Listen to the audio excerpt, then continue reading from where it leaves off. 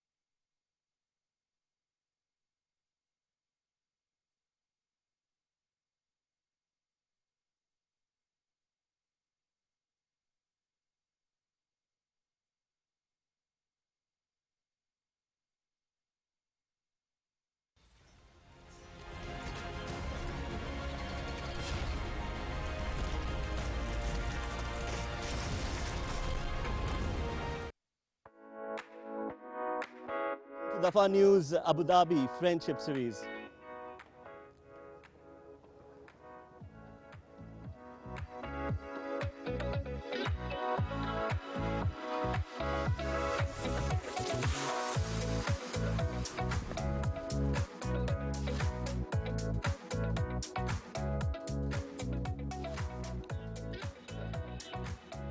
Good evening and a very warm welcome, ladies and gentlemen, boys and girls. It is a very, very interesting and exciting three-match series. Dafa News Abu Dhabi Friendship Series, which is between Afghanistan and UAE. We are at the Zayed Cricket Stadium in Abu Dhabi, and we are just about minutes from now to start the all action that we are anticipating and waiting for. Joining me to have a quick word about the game and the tournament, I've got with me former English cricketer Owais Shah. Owais, welcome, good evening, and an exciting series between two teams that you think and I think are going to give us a good show. It certainly will be a very good show. Recently we've had so much cricket in the UAE. We've just had the International League T20, and I think the experience that guys, especially the UAE boys, would have had from that, that's what I'm really interested in, see how they go about bringing what they've learnt in that series, in that competition, into this series. It's going to be a mouth-watering three T20 game series. I can't wait for it to be started. Well, of course, we are at the Zayed Cricket Stadium, Abu Dhabi. UAE, of course, will feel that they are at home, but Afghanistan, on the other hand, have also played a lot of cricket. So, you know, that home advantage is not really an home advantage for UAE, isn't it? Yeah, correct. Look, both teams play all their cricket here. Of course, UAE being their home ground. But interestingly enough, in the last 6 games that these two teams have played each other, Afghanistan have come out on top 5 out of the 6 times. So, look, things are heavily in Afghanistan's favour. However, like I mentioned about the experience that the UAE boys would have got from that international league, I think that could be like absolute gold dust. And I think we've got a real good competition coming up in the next few days. Well, absolutely. It's a cracker of a game for sure. Zayed Cricket Stadium, we know the wicket plays evenly. It's got something for the bowlers and for the batters as well. Let's quickly head down to the centre where we've got Ahmed Raza giving us the story of the pitch. Hello everyone and very warm welcome to Dafa News Abu Dhabi Friendship Series T20s between UAE and Afghanistan. Let's have a quick look at the wicket which is here for the first of 3 T20Is. It's rock solid underneath, but there's clear grass covering left by the curator for the even bounce. Historically, the captains who've won the toss here have decided to chase and have been very successful doing so. If I was the captain today, I would have chased keeping the dew in mind. Well, Ahmed Raza telling us that the wicket looks like a very good wicket. A lot of green grass on that Ovis, and I'm sure you would have been very keen to go out and have a bat out there. For sure, I think we're going to see a lot of runs, and not just the wicket. The wind that flows from that side of the ground over to the left side, it tends to favour the batsman, especially towards the back end of the game. That wind certainly does pick up. Come 7 o'clock tonight, the guys do tend to favour hitting the leg side from that side. So, you know, it doesn't surprise me that Rashid Khan, the captain, won the toss and elected to bat. Well, to field. Yes, we actually know for a fact that this wicket gives you a lot of runs. 210 is the highest score that was being scored at this venue. It was India versus Afghanistan, that game. But tell us a little bit more about the conditions and what do you think about the dew factor coming in later tonight? Yeah, it'll be interesting. Like I mentioned, because of the wind that picks up at the end, you certainly do tend to favour bowling first so you can chase the runs down on this pitch. And again, of course, doesn't matter what time of the year, it certainly does tend to be slight bit of damp, that dew does set in, which makes batting that little bit easier, especially being a green wicket. I think it will just slide onto the bat really nicely. So UAE really got to post a good total to give UAE a good fight. Well, let's find out what happens at the toss. We've got Mikhail Aswani out there in the centre with the two captains for the toss.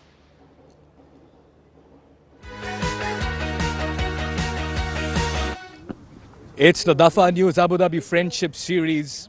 It's toss time here at the Zayed Cricket Stadium. First of the three T20 internationals between UAE and Afghanistan. I have the star cast to my left, the captain of UAE, CP Rizwan, captain of Afghanistan, very own Rashid Khan. And to adjudicate the flip of the coin, we have the match referee, Graham Leberoy. Home side here, UAE will be flipping the coin, Rashid will be calling.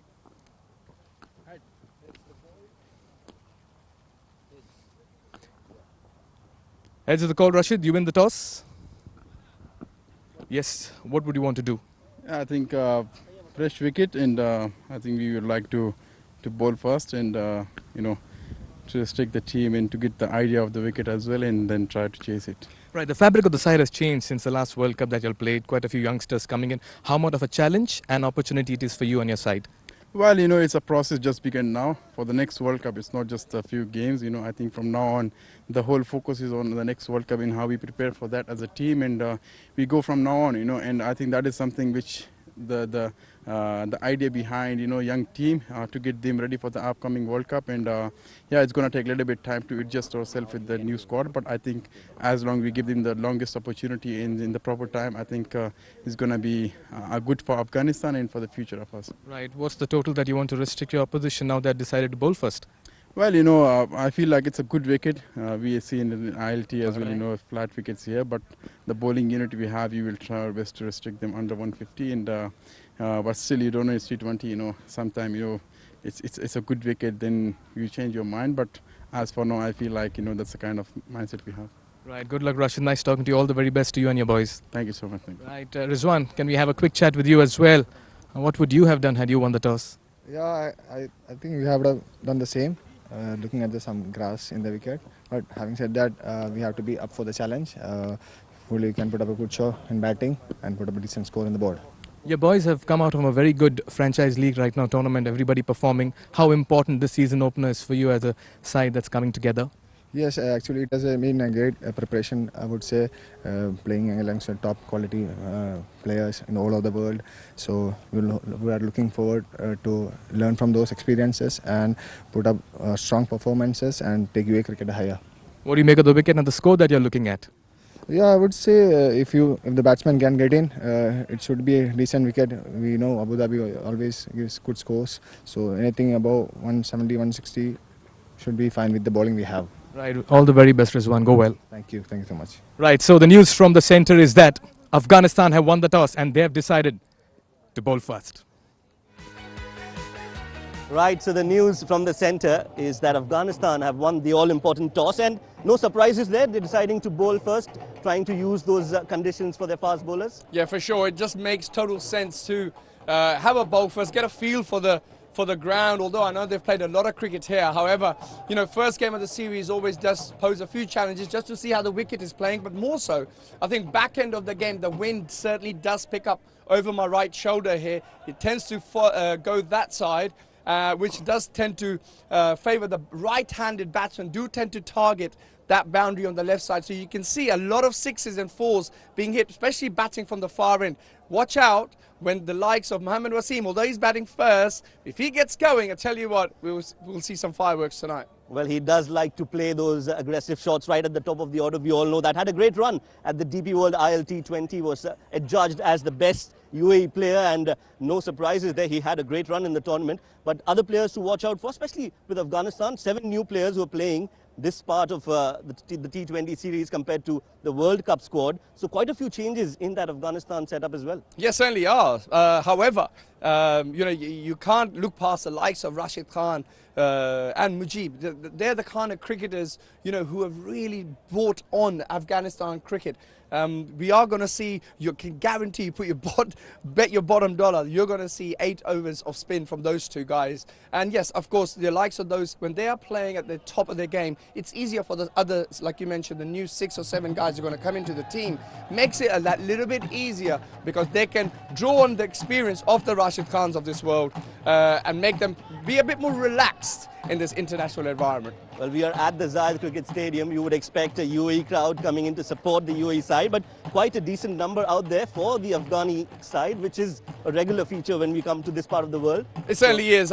You mentioned it's a regular feature. It is. There is a huge support. Afghanistan cricket team are unbelievably well supported in this part of the world. And I mean, we're just starting the game. Yeah. You wait another hour and a half, you're going to see this ground packed with Afghanistani flags. Now let us get back to the game. One final question. What do you think the advantage is right now with Afghanistan, with the toss favouring their call as well? Or do you think UAE has a chance to still, pull out a rabbit out of the hat? Well, look, it's T20 cricket. Anything's possible. The type of form Mohammad Wasim's in from the last tournament in ILT20, it wouldn't surprise me if he comes out here and plays a match-winning innings. You never know. However, the last 6 games these guys have played, Afghanistan have come out on top 5 times. So yes, I would probably back Afghanistan to come good here today. However, UAE are very dangerous T20 team in this part of the world. What is a safe score?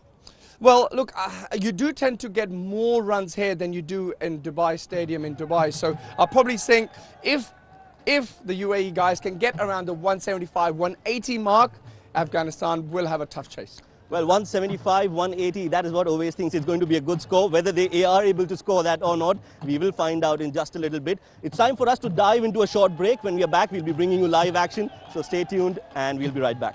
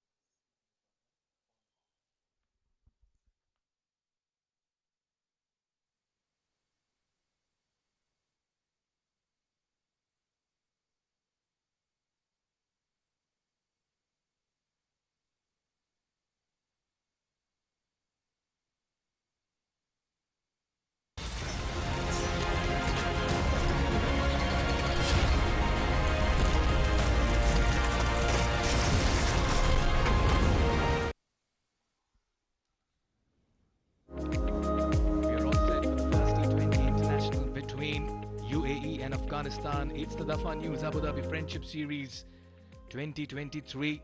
Afghanistan winning the toss, selecting to bowl first. And it'll be quite a spectacle in this part of the world as we're all set to kickstart this 3-match series, which is going to unfold right in front of us. Rashid Khan, the captain of the Afghanistan side, has his task at hand. At the toss, was very vocal about restricting the opposition, and now it's up to the UAE batters to come out there and make their presence felt. Just the right time to introduce and welcome my co-commentator, former UAE captain Ahmed Raza. Ahmed, good evening. Thank you, Vikas.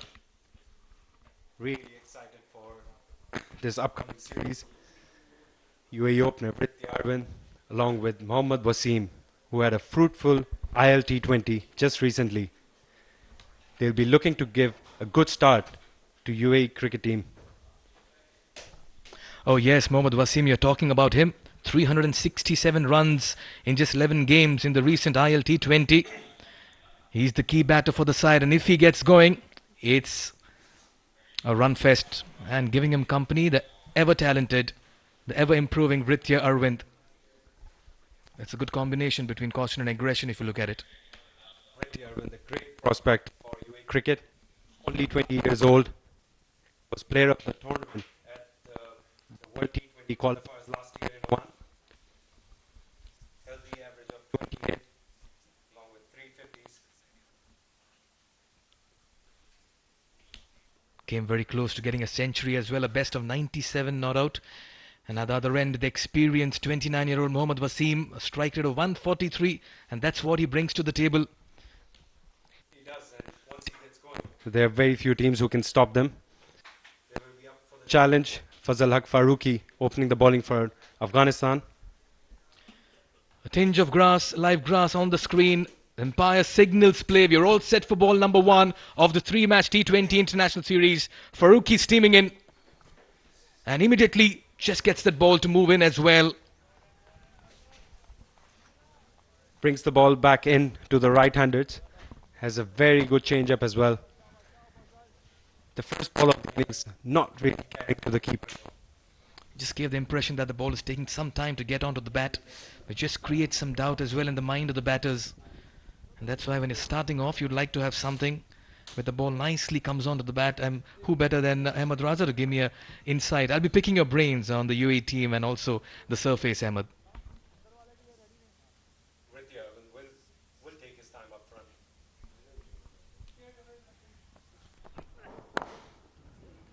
Straight down the ground. Off the mark is UAE. A little bit of a misfield as well, and they'll complete 2. A couple of runs to get off the mark for UAE and Prithvi Arvind. Slight misfield at mid-on. Prithvi Arvind will be happy to be off the mark. Fazal Farooqi's getting a really nice shape in. He's known for that. He's known to pick up early wickets with the new ball. Mind you, this white kookaburra does not swing for long.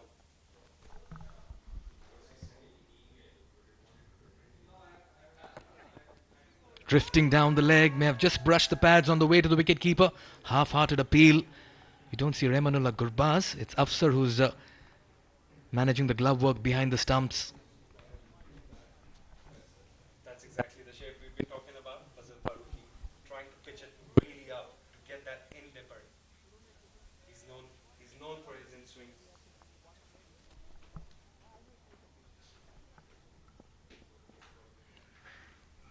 Good contest here between bat and ball. So far it looks like the batter will have to spend some time to adjust to the conditions in the middle. Firmly struck towards mid-off. Nicely fielded as well. Afghanistan leading the head-to-head 5 games to 1 in the 6 encounters between the two. The last time these two sides played, I'm sure you'll have a memory of it, Ahmed, in 2017, a T20 international. Yeah, UAE cricket does not have great record against Afghanistan, but they've been a force to be reckoned with. The heights they've reached in the recent years, with the likes of Rashid Khan, Mujibur Rahman, Mohammad Nabi, playing all around the world. Okay, and drifting down the leg. Fine leg up in the circle, and they'll quickly steal a single. You talk about Afghanistan coming as a force. In fact, since 2020, may I add. Even UAE have done exceptionally well to improve their T20 performance. Of the 25 games, they've managed to win 15 with a win percentage of 60. And that's what should augur well for their confidence. Yes, statistics come in very handy, but it's how you perform on the given day. And Mohammad Wasim on strike. Now he'll be facing his first delivery.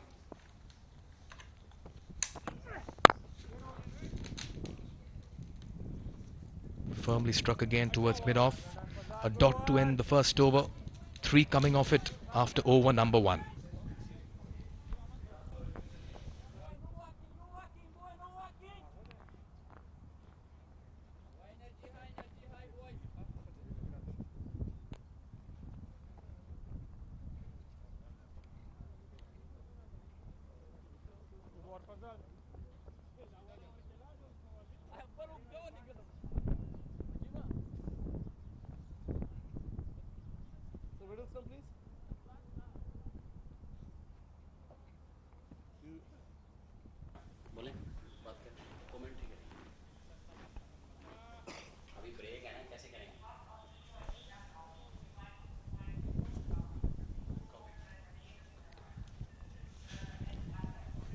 Azmatullah into the attack, sharing the new ball with Fazal Haq Faruqi.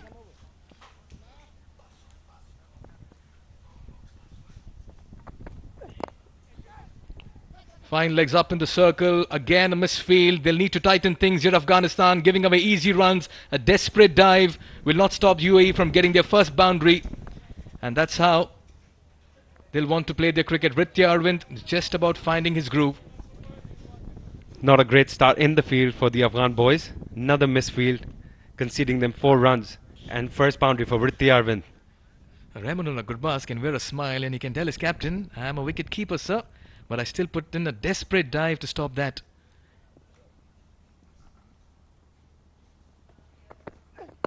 There again, just that angle coming into the right-handed batter. You don't want to do that when you have fine leg up in the circle. That's the misfield, conceding them 4 runs. Yeah, with the kind of in-swing he's rather better having a deep fine leg and a square leg. Or might push the ball towards 4 stump and bring it back from there.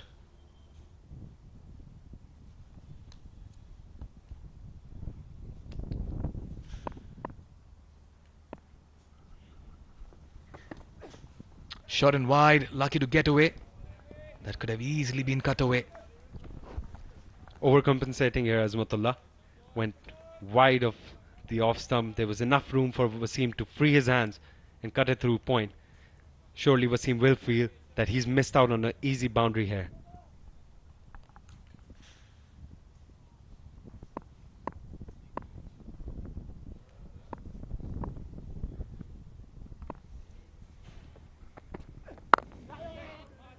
Quick single to get off the mark.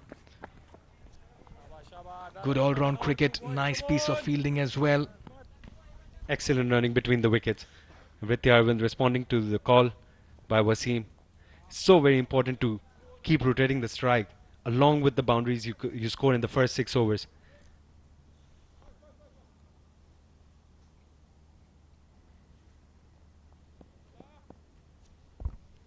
Quite rightly so, Emma. So important to start well. They say in such a format your start decides your end.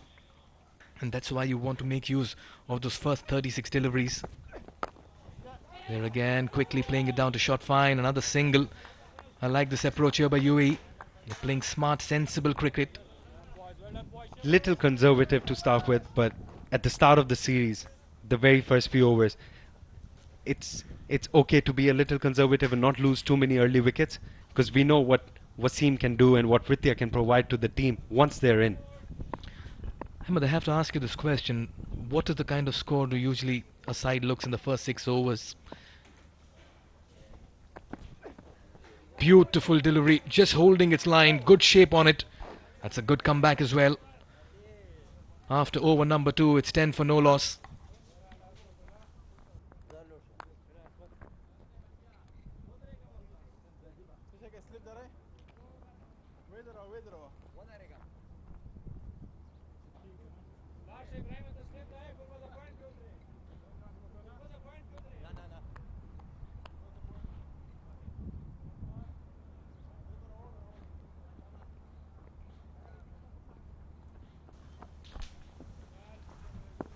A special day for Mohammad Jawadullah, beg your pardon, making his debut today. Played for Sharjah Warriors in DPIL T20 and was really impressive. Farooqi to continue, just gets an inside edge on this, fine legs up in the circle for more. Welcome runs here for UAE, they won't be complaining as far as they find the boundaries. Doesn't matter how they come, as they say. Ritya Irvin wouldn't mind that. Scoreboard keeps moving. You need that kind of luck, you need that slice of luck in any kind of format, Ahmed. And that's why I feel, despite being a little conservative, a few edges not going to hand, there's no problem at all, we'll say the UAE dugout. Not at all. Fazal Haq Farooqi looking to get that shape back in, which he's been trying from the very first over. Just want to see the one leaving the right-handed batter for a change. This one, yes indeed, came in with the angle, slip in place, you want to get him activated. And just coming back to the first 6 overs, Ahmed, what's the kind of score you'd ideally want on a surface like this? On a surface like this at the start of the series, if you don't lose an early wicket, anything around 45 to 55, I think UAE cricket will be really happy with that. Right, and after that you'll leave it to this man, Mohammad Wasim, to take over. As far as you see him batting for the Us, it's going to help UAE.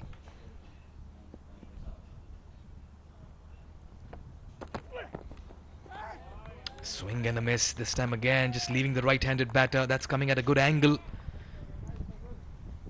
Such an asset to have in the team, the left-arm fast bowler. Just going straight with the angle.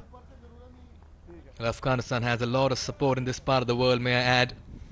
They have their fans,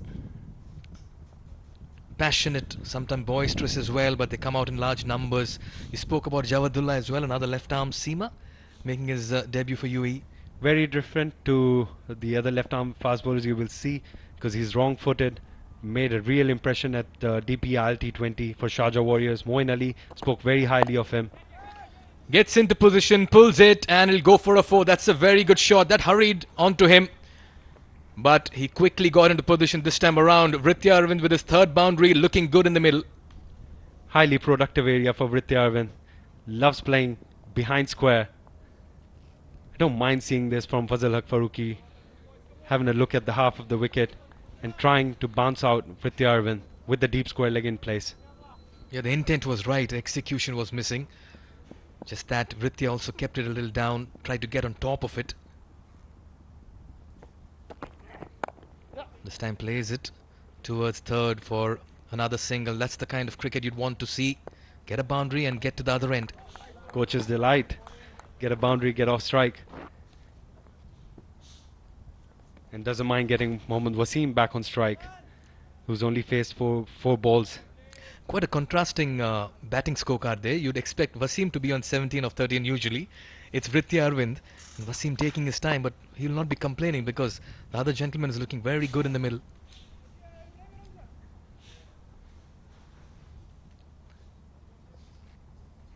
Slip has been taken off, going to mid-wicket now.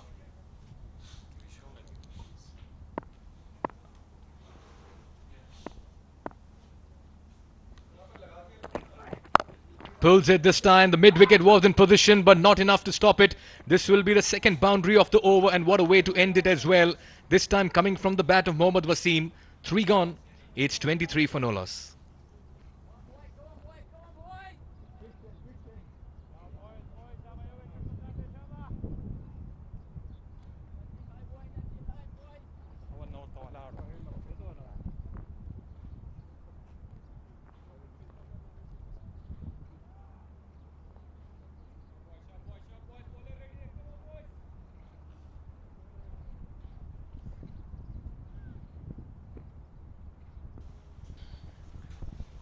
Azmatullah Omarzai to continue another fine all-round on the side. Oh, he's castled him through the gates. The middle stump is uprooted. Afghanistan strike in their 4th over. And Ritya Arvind has to walk back. He was looking so good. Azmatullah was struggling to get his line right for his in-swinger and nails a perfect length. Top of middle stump. Through the gate with the Arvind. That came back sharply. Just felt Ritya Arvind was a little slow to get onto that. But he'll feel a little disappointed because he was looking very good. 17 of 14. Azmatullah with that first wicket. It's 23 for 1.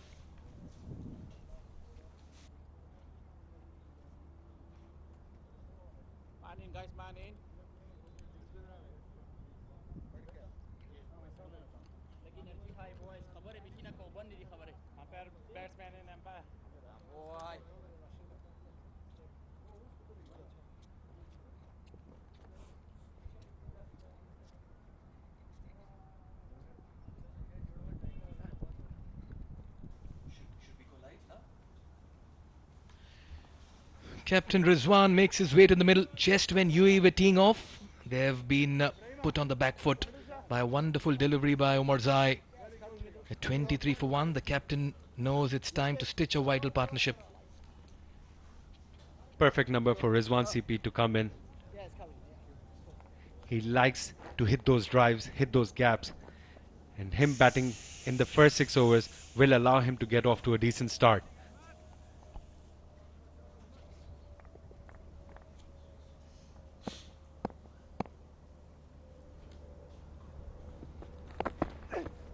This one leaving the right-handed batter. He's got the batters guessing over Yazmat, and that's very fine bowling.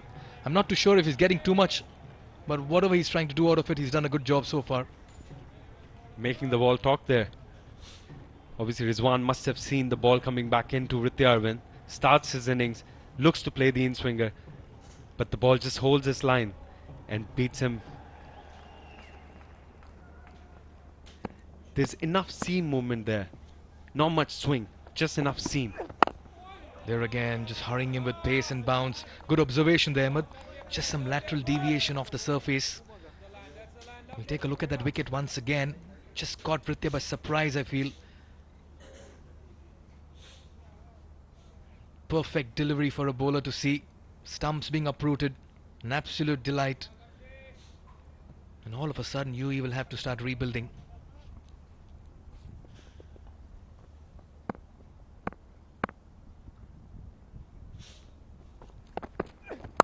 Short and wide, cut away.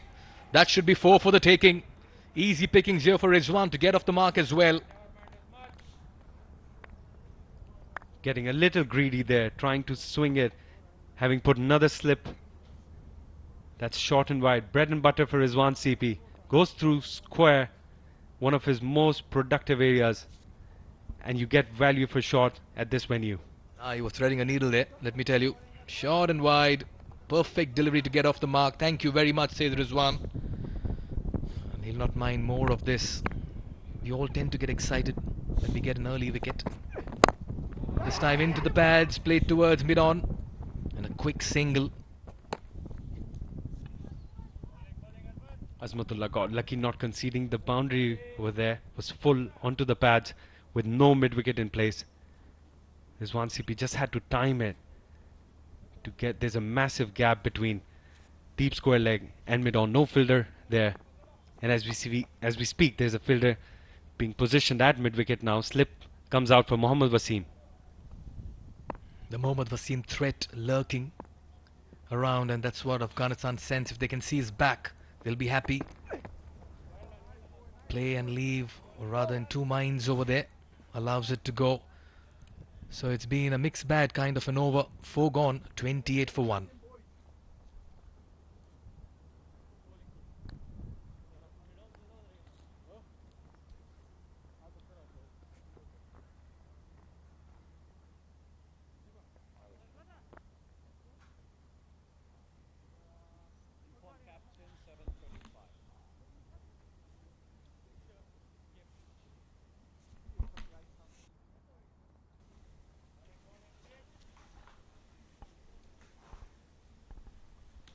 Robin Singh, the head coach of UAE cricket, has been around since 2020. and has had very good results for UAE cricket. Oh, yes, and the T20 performance, as we spoke about some time back as well, ever since they've played their cricket since 2020, they have had 60% of wins in their matches, 15 out of the 25. Just talks about the kind of improvement they've made. Mujibur Rahman will be bowling the 5th over, always introduced into the power plays, right at it, into the batter. That's a different kind of challenge UAE cricket will face, facing Mujibur Rahman and Rashid Khan later in this innings. Oh, he improvises, goes over the top. The field restrictions are in place, and Rizwan has accepted the offer for more. This is very good counter-attack here by UAE. Enjoys playing this shot, lofted cover drive. With the field restrictions, as you rightly mentioned, anything which is not in the stumps, Rizwan CP is not going to hold back. Free his arms, goes over covers, gets 4 runs.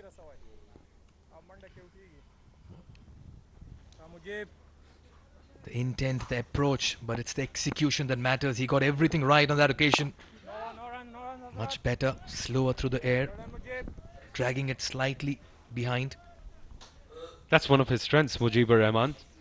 Bowling straight, quick through the air, with his variations. Not a very easy bowler to pick. Because of his pace in the air, it's very hard to pick him off the wicket. So if you're not picking him off his hand, he really possesses a great threat.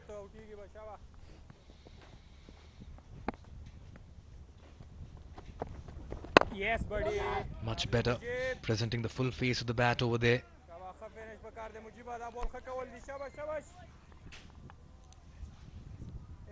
Got his line right, bowling pretty straight to Rizwan CP.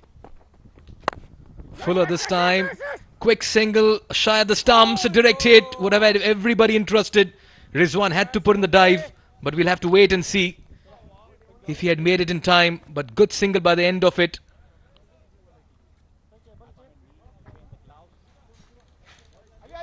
Five overs gone is 33 for 1. To take you through the next 5 overs, it will be Ovais Shah and Faizan Khan. Will you just take a look at this once again? He took off from the moment he hit the ball, and he made it in time as well. So no damage done. It's been a decent start here for Afghanistan. 33 for 1 after 5.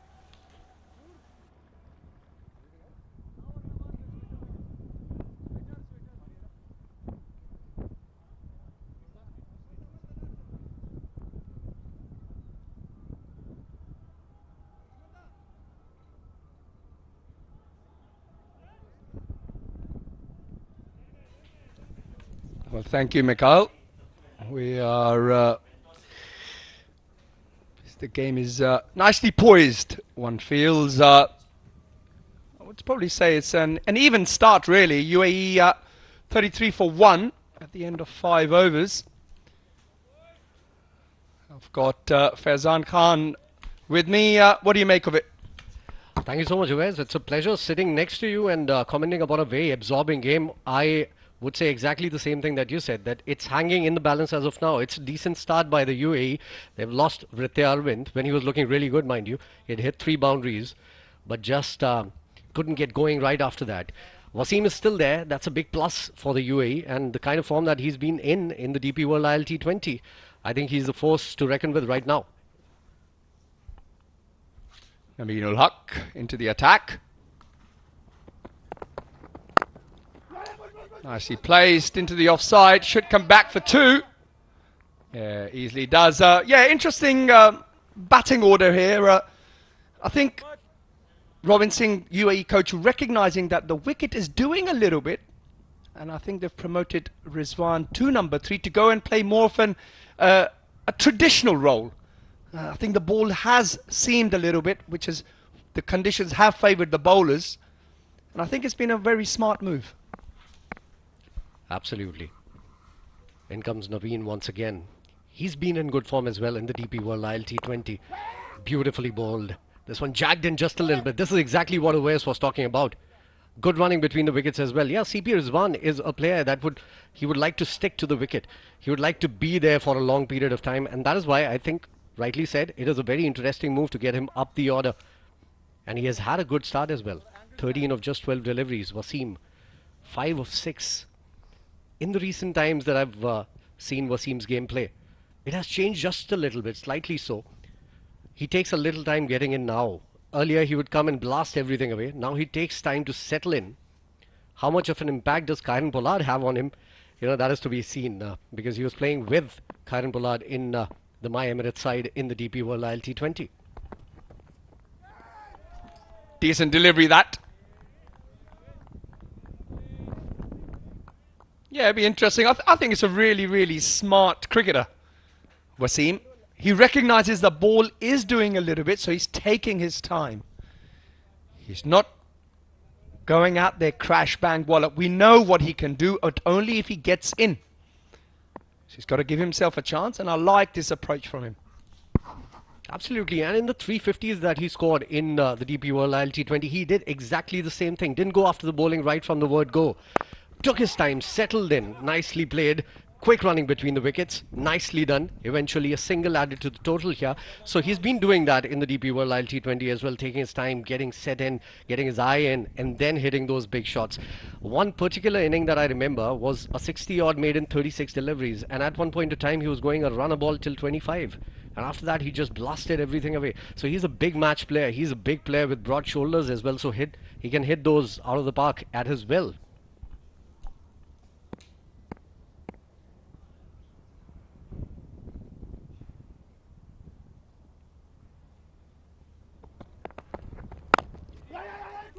Nicely pushed into the offside. They're hustling for 2. The fielders recognising exactly what the batsmen are after.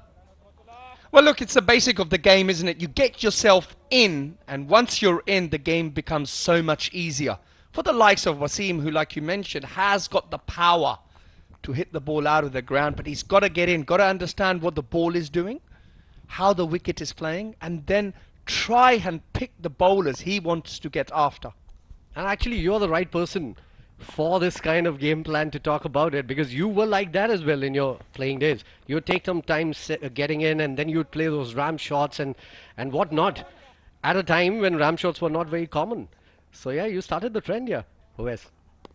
Well, something like that. Anyway, that's the end of 6 overs. UAE 40 for 1.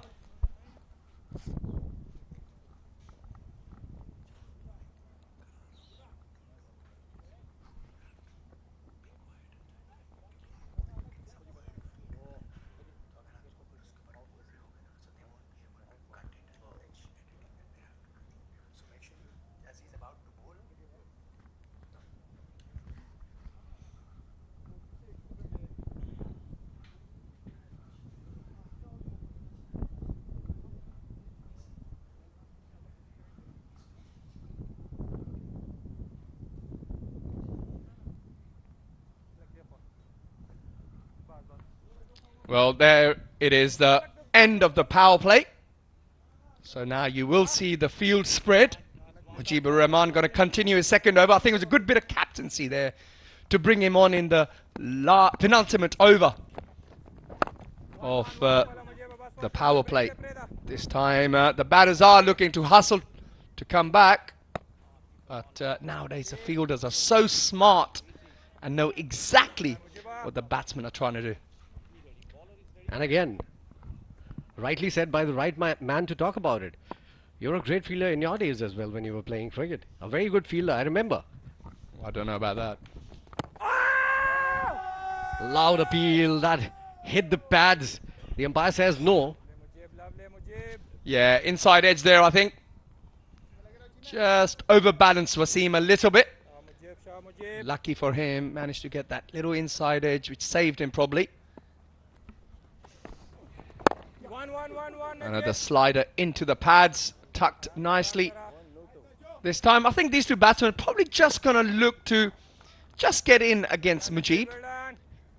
They don't, while you don't want to attack too early, want to set a foundation in so that the more explosive batsmen can come in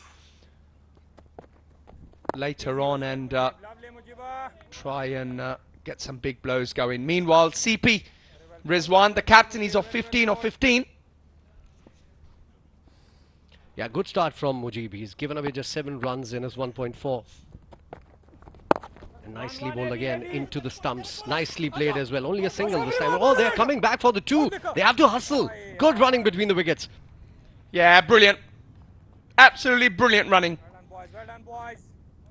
He knew from the moment Rizwan timed it onto the onside, he knew he could get back for 2. And that's the kind of stuff Coach Robin Singh is after. It's not going to be a crash bang wallop on this pitch right now. So you've got to pick up your 1s and 2s. Down the leg side this time around. It has to be a wide. Wide call by the umpire. Trying to bowl it 2 straight here, Mujib. Hasn't gotten a lot of support from the wicket. Good start. Decent start for the UAE boys here. Yeah, very good start. It's been a very experienced campaigner, Mujib, as that's the end of the 7th over. UAE move on to 45 for 1.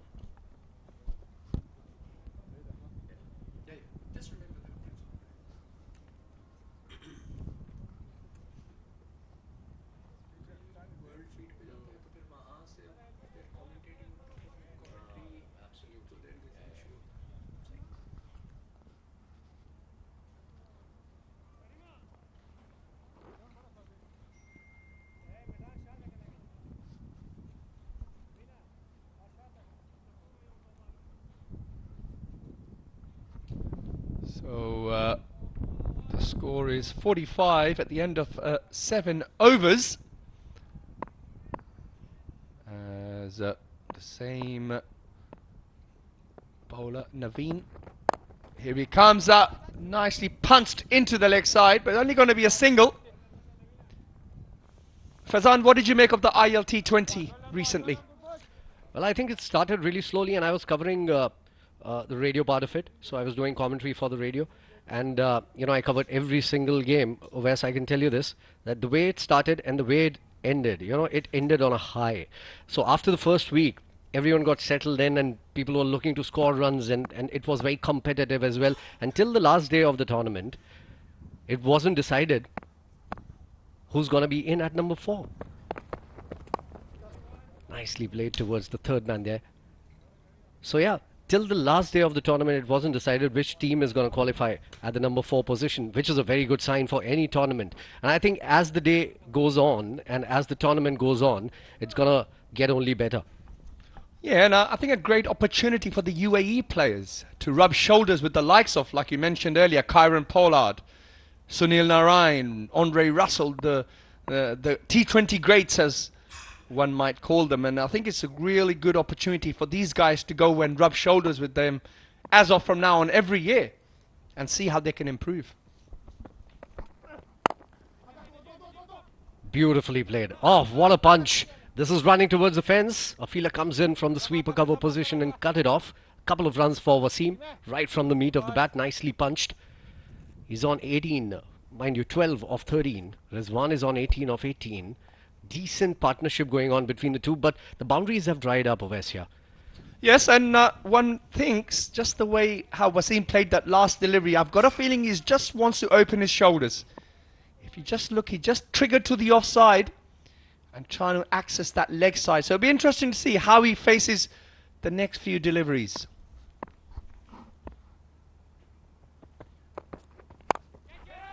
Yeah, big swing. Oh, is that an opportunity?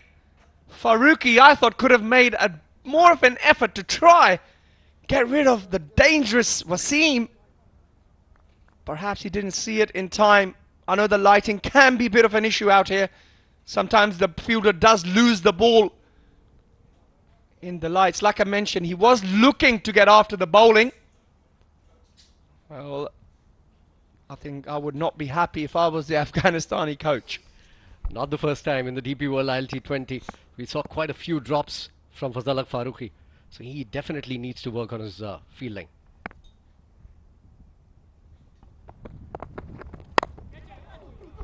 Slightly uppish.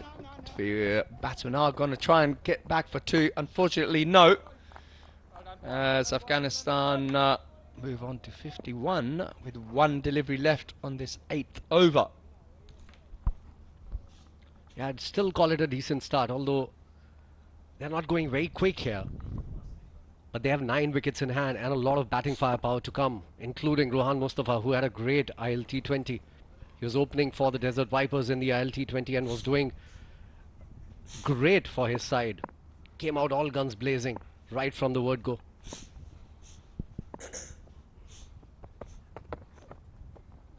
Oh, play and a miss as we conclude 8 overs of the game. UAE move on to 51 for 1.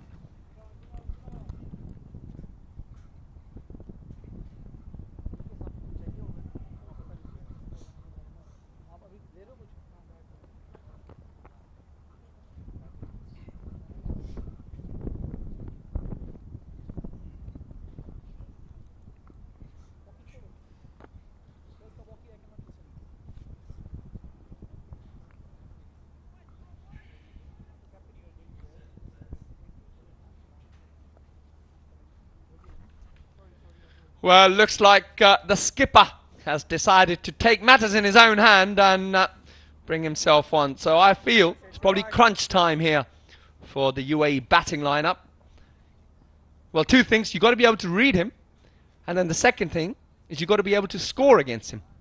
And if you have to read him, you have to read him from the hand, not off the wicket. You just can't read him off the wicket. He's so quick through the air. Brilliant exponent of leg spin bowling. One of the finest bowlers in the world currently.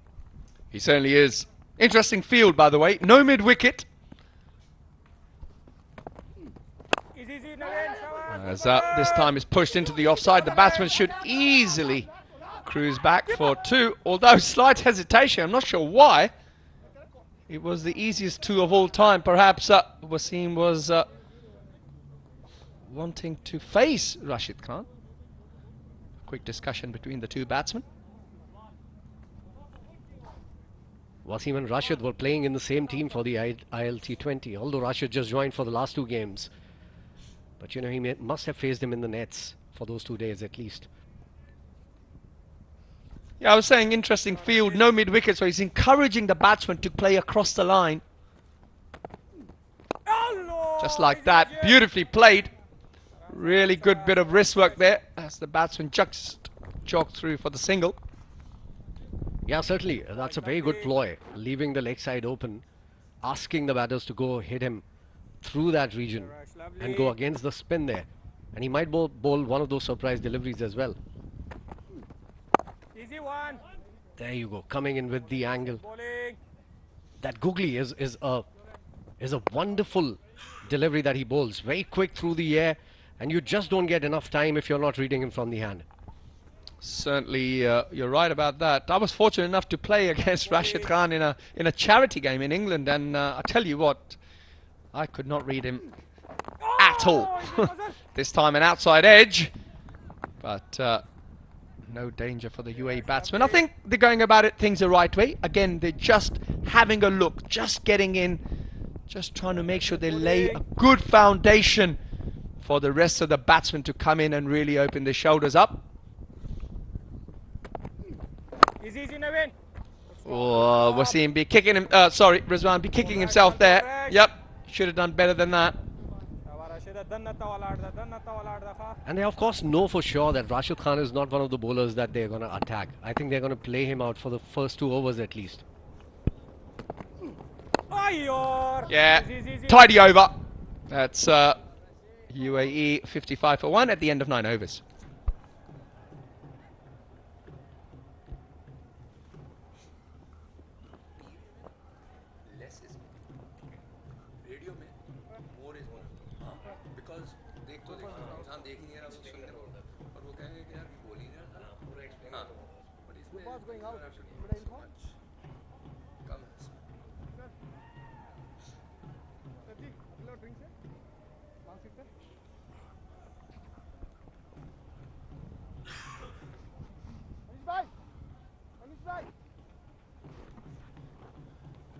Well, it's more seam from this end as we've got a new bowler into the attack.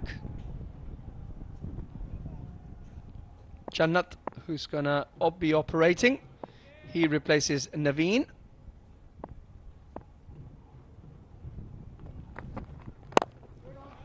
Nice start. Yeah, I think it's smart captaincy again, making sure that the seamers are bowling and using the conditions. We have got a green wicket. The ball has just sat in the pitch and has certainly deviated. So the bowlers and the fielders are aware of the fact that keep the ball new, don't get the ball into the dirt, and make sure you use if there's any assistance for the bowlers to be extracted from the wicket. Swing and a miss this time around, trying to cut it away. Well, yeah, spot on. 6 bowler used in today's game in just the 10th over. So he's not getting any bowler, getting, you know, the batters getting used to a particular bowler, changing, rotating his bowlers very wisely here. We're into the 10th over, Wes. What time will be a good time to actually try and push the scoring rate from here on?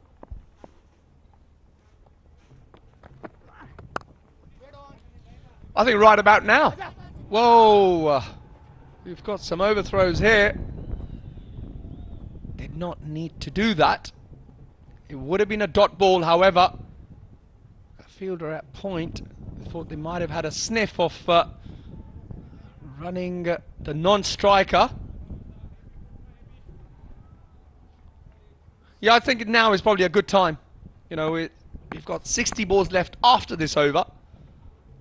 The likes of someone like Wasim, who's played 19 deliveries, just over 3 overs. I think he can afford to open his shoulder. Someone like Rizwan can just perhaps keep just turning the strike over.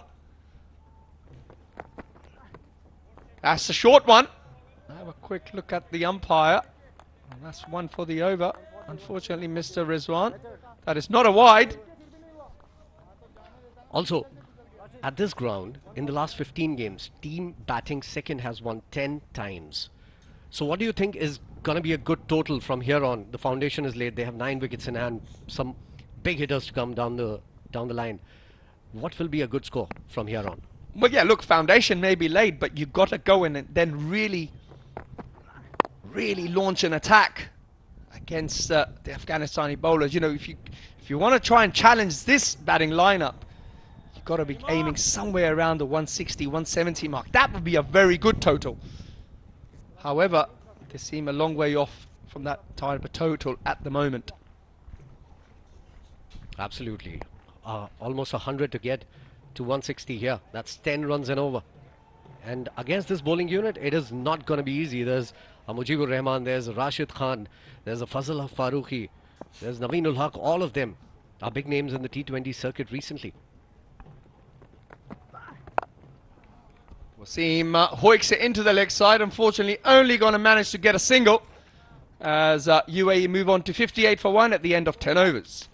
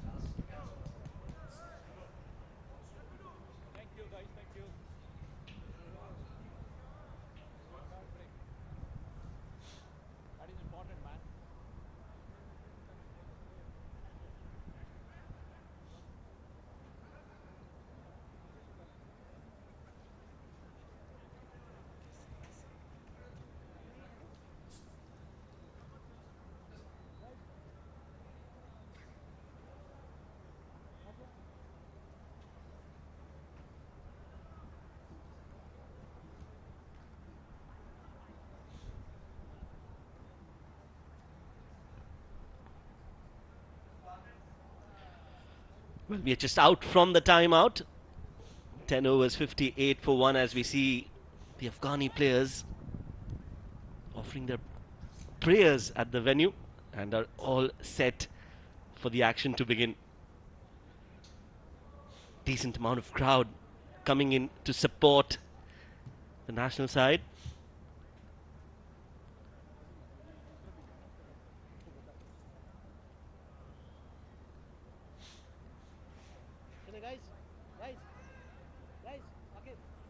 And today's a weekday, and we've still got a good amount, a good number of people out there coming in to support the national side.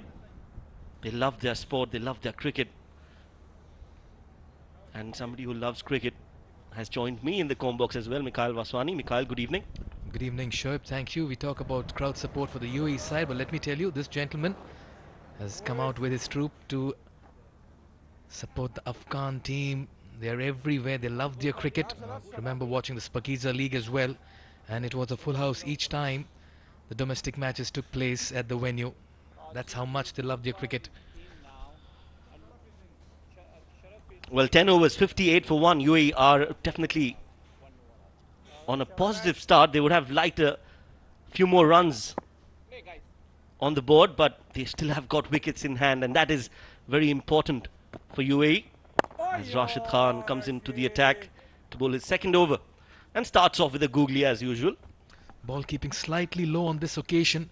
It hasn't been that kind of a wicket where the ball has come onto the bat, and that's why Mohammad Wasim, who likes to play his shots early in the innings, has had to take his time. They're waiting for the big hits as well. Rashid Khan too has begun well. Only 5 of the first 7 deliveries.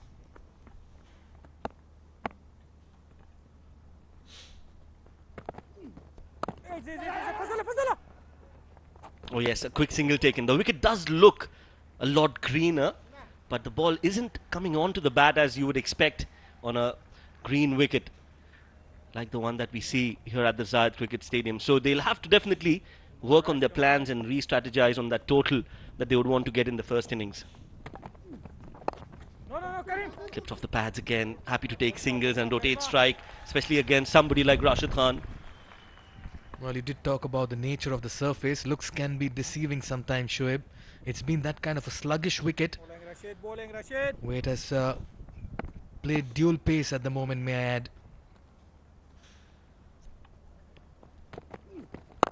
Oh, using his feet, he's played that high up in the air. There is a fielder who will just watch that ball sail over his head. So that is a very, very good hit from the captain of UAE, Rizwan CP, against the captain of Afghanistan, Rashid Khan. Breaks the shackles, and that's very important. Takes the pressure as well off the two batters in the middle. Very good use of the feet. This was flatter. It wasn't a pitched up, a tossed up delivery, but he went through with that shot and connected that really well. Drilled it over long on. And has he got his man in the process? Has he had the last laugh here, Rashid Khan? Hit for a 6 in the previous delivery, and he comes back striking.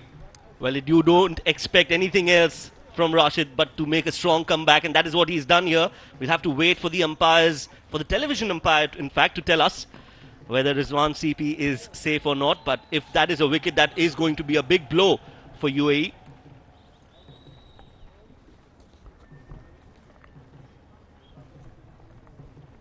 That looks like a fair delivery. Now the big question, whether Rizwan was in the crease or not when the stumps were disturbed. I just get the impression he may just have grounded his foot at the right time. This is going to be a very close call for the TV umpire as well. May have lost footing or balance, but were the bails lifted when the foot was in the air? That's the question that needs to be asked. Well, touch and go, touch and go. That'll give us a better idea. In the air, and yes, his feet is grounded at the moment. And when the bails are disturbed, yes, looks like some part of his foot is behind the crease. So we'll have to wait and watch, but a narrow escape if it is for Rizwan CP. Well, the fact that he's calling for water suggests that he may have just also felt that he grounded that foot and had some part of it behind the line as well. Rizwan survives. UAE move on. And Afghan still in search of that second wicket. Well, they've just come out of a timeout, and the umpires not very happy with the drinks coming out after 4 deliveries. Rightly so. A good over in progress from Rashid Khan, especially after being hit for a 6. He's come back strongly with that beautiful delivery. Beaten all ends up was Rizwan CP.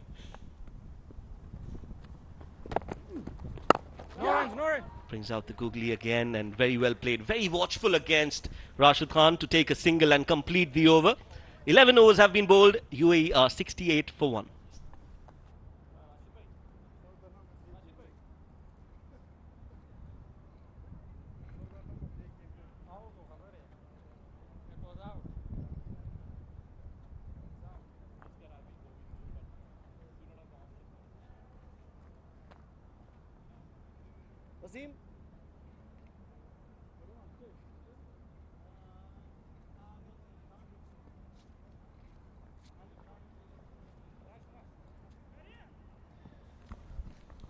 Well, it's important.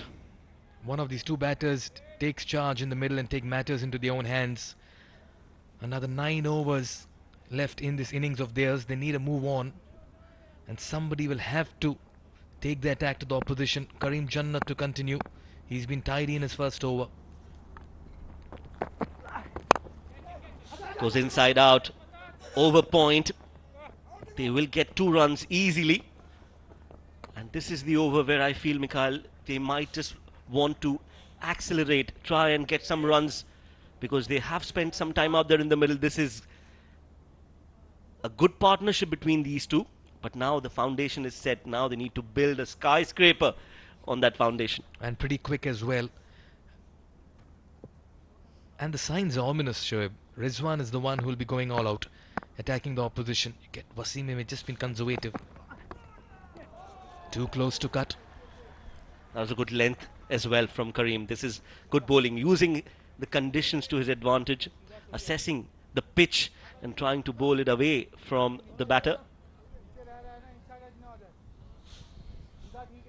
Every dot ball will mount as pressure, may I add.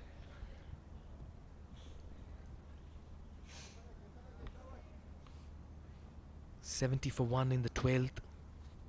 Rizwan 33 of 32, a runner ball innings.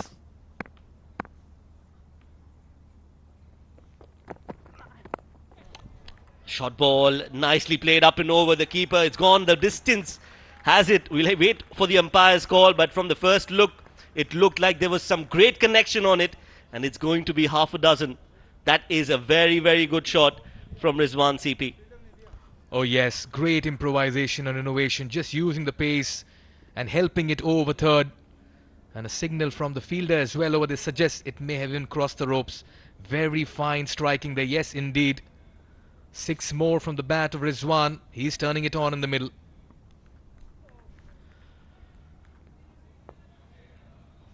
A very good shot.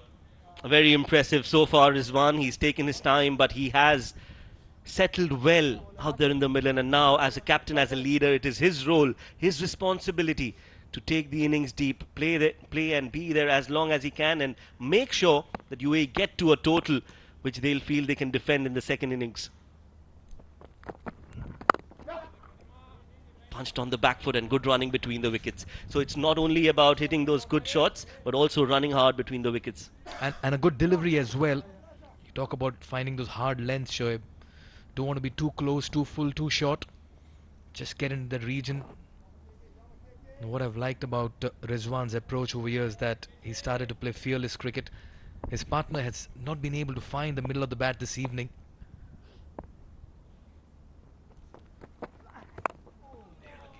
Oh, that's another good-looking shot, trying to go over the mid-wicket. But again, that pitch coming into play, Mikhail. The ball didn't bounce as much as Wasim would have wanted, and hence was beaten on that occasion.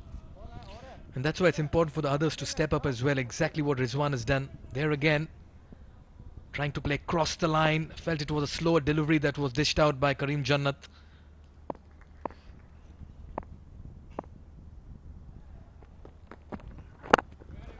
Oh, that's a good way to end the over. Brilliant comeback from Kareem Jannat. An inch-perfect Yorker. 12 overs have been bowled. UAE 77 for 1.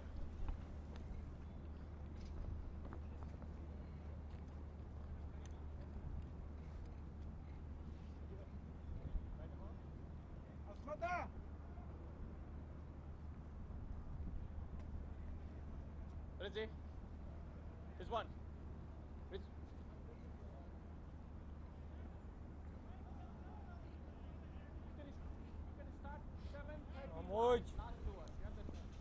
Inform captain 31.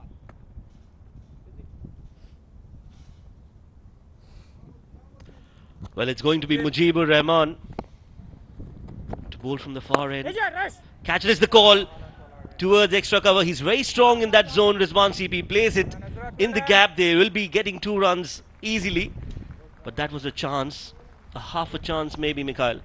Oh yes, wide of the fielder at covers. I'm sure Rizwan may have had his heart in his mouth, but he has to take his chances. He has to go for the shots. Time has come for UAE to step foot on accelerator.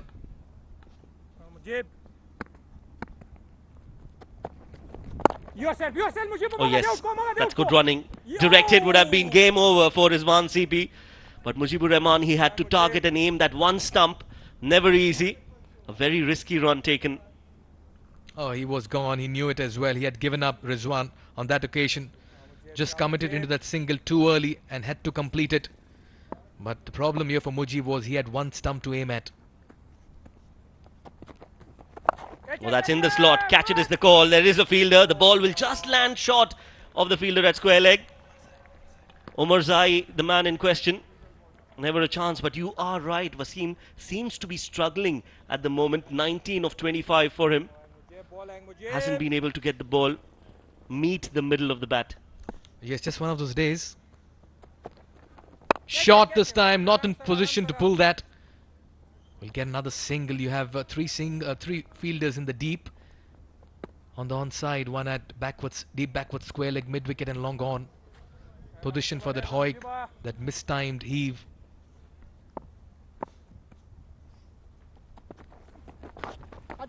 Down the leg side. Yes, no, they decide to go against it. No run there. Another good over in progress from Mujibur Rahman. Oh yes, he's always kept things tight in his overs, and once again, he may not have a wicket to his tally, but he's asked questions and kept things very, very miserly in the middle. Goes for the big hit. Has he connected it? Yes, he has. And he'll get 4 more. Finally, Mohammad Wasim will be relieved. And in the process, he's asked for a change in the bat. I wonder why. He's just struck a 4 with that. 13 gone. It's 86 for 1. Well, that was in the slot. Again, Wasim not getting it from the middle of the bat, but he's played it behind square. Chase for the fielder, diving effort, but in vain as that ball crosses the ropes to end the over in favour of UAE. So now it's 13 overs gone, 7 more to go. It's 86 for 1.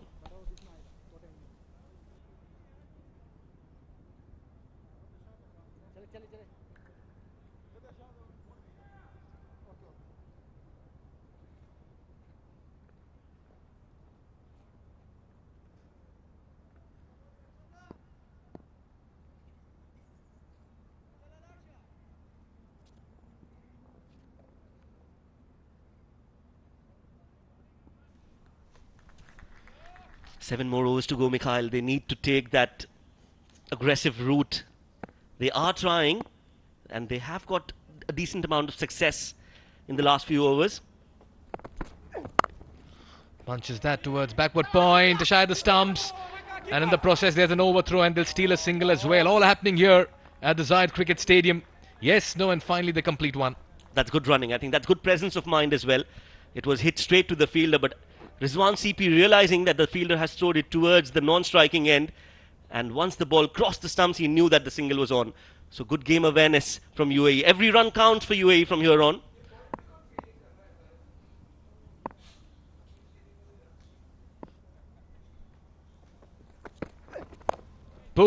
Pulls it. One bounce into the ropes. Got into position early. That was a half-tracker. And this is going to help Mohammad Wasim's confidence as well in the middle. That will definitely give him some confidence. A short ball, Azmatullah, not the quickest, And on that wicket where you've got that dual bounce, Wasim has done really well to play it towards square leg for 4.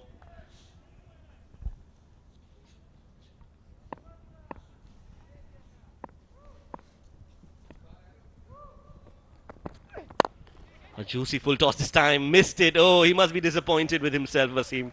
That was a juicy full toss, could have played it anywhere, but finds the fielder at covers. Oh, he gave everything he had in that shot, over-hitting it on this occasion.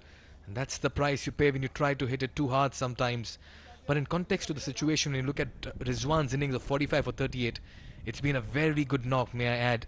We'll just come back to that delivery. A juicy full toss, and he gave everything he had only to find the fielder at covers. Oh, that's a good ball, good comeback from Azmatullah. I think that is just the right ball to bowl when you are under pressure. A full Yorker outside off, and Azmatullah has executed that well. Wonderful delivery. This is what you call death bowling at its best. You want to keep things right underneath the bat. Well, keep calm and bowl Yorkers. That's what the mantra seems to be for Azmatullah. Has been okay. He's the only one who's got a wicket so far. So I would consider that to be a success for Azmatullah Omarzai. Oh, that's a good fiery short ball. Just taking off after it pitched, and Wasim had no clue. Oh yes, this had a lot of pace, bending his back on this occasion. And what I've liked about Azmatullah, he's mixed things up very well this evening. There again, I don't think so that was the length to actually play that delivery, too close to cut. Mohammad Wasim's strike rate in this game so far is 90. Very unlike a Mohammad Wasim innings in the middle. And that does tell you that the ball is doing a bit on the wicket. And it has been a good bowling performance so far. Another short ball. And that just again took off once it hit the deck. A dot ball to end the over, just 5 runs off it. 91 for 1 after 14.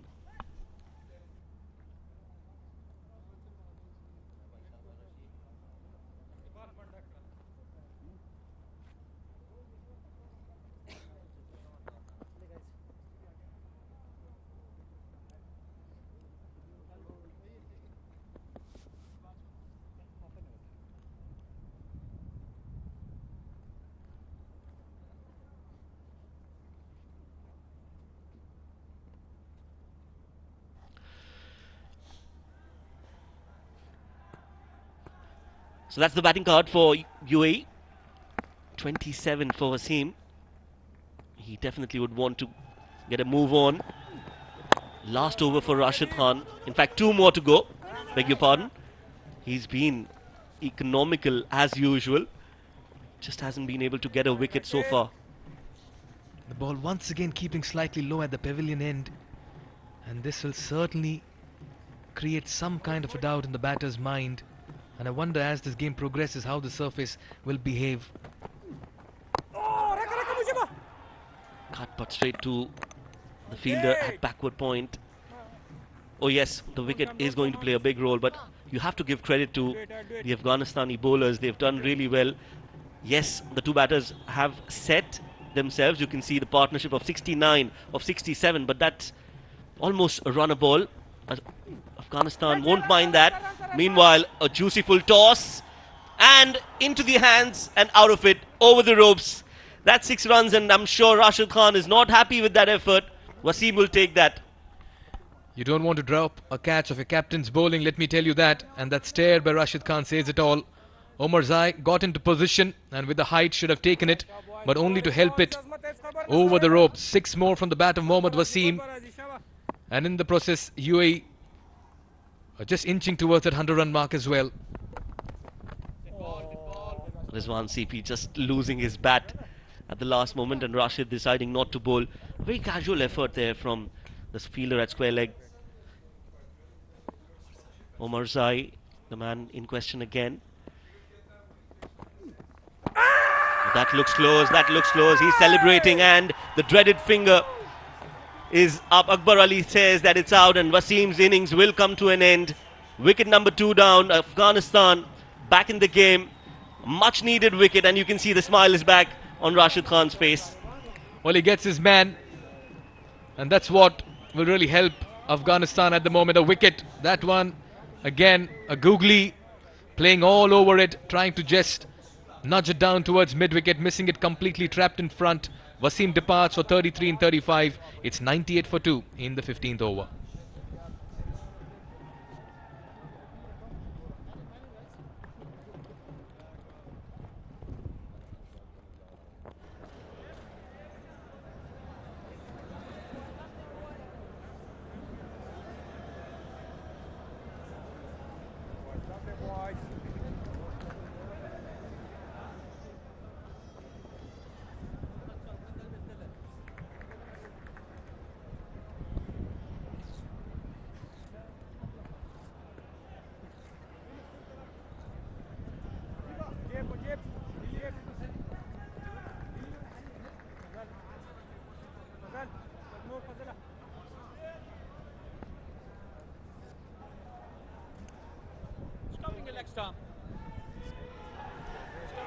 So the new man in, number 4 for UAE, Basil Hamid.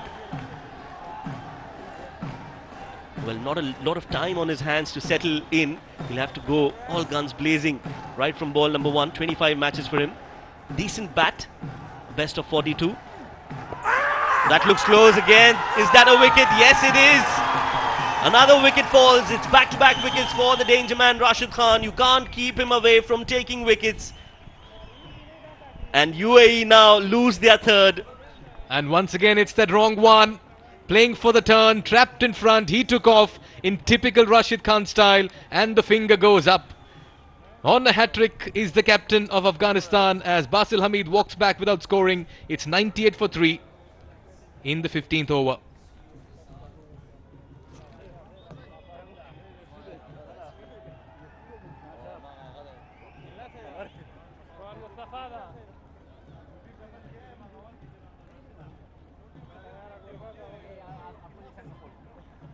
Fielding, keeping, bowling, batting.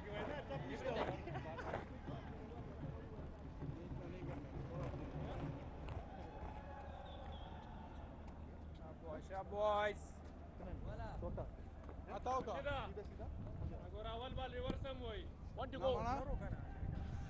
Right, so 3 wickets down, and in comes Rohan Mustafa, the most senior-most player in that UAE setup, and he'll be under some pressure because he's going to be facing that hat-trick ball from Rashid Khan. These are the 2 wickets. Wicket number 1 in this over, and then it was Basil Hamid.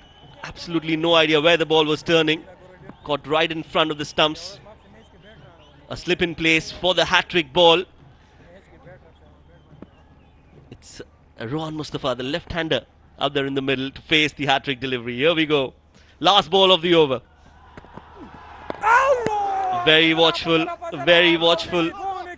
Gets some bat onto it and will get off the mark as well with those 2 runs.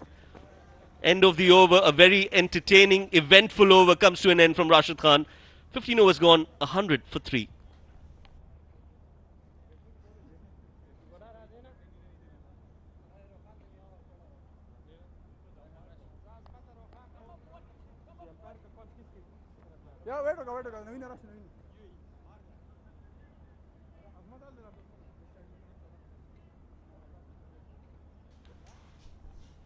Right, so 15 overs gone, 100 on the board. As UAE have lost 3 wickets, it's time for us to head down along the sidelines, where we've got Faizan with a special guest. Well, we have Mr. Robin Singh, the coach of the UAE, here with us. The platform was set, team was looking good. They've lost a couple of wickets here. So what's the plan from here on, Mr. Singh? Well, hopefully we're looking at getting 160. I'm not too sure how far we can get from here, but maybe around 150. That's a good score. All right, Mr. Robin Singh, a lot of players in your team were playing at the DP World IL T20. So what kind of experience did this bring to your players? What is the confidence of your team right now?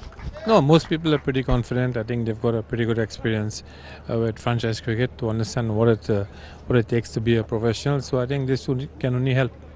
All right, the Afghanistan bowlers especially have been doing really, really well in the recent times, be it Rashid Khan, be it Naveen ul Haq, be it Fazal Haq Farooqi. So how do you counter that as a batting unit? No, I think the more exposure we get against top class bowling, that's the only way to counter it. I mean, you can talk as much as you want, but actually playing out there is the only way to counter it. You have to have a game plan, and obviously they are a very good bowling side.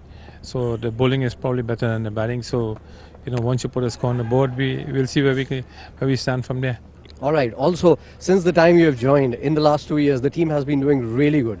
What has changed in the team culture? Well, I mean, it's important to get a lot of young guys in the side, get people to push the other guys around so that no one can take their place for granted. That's important.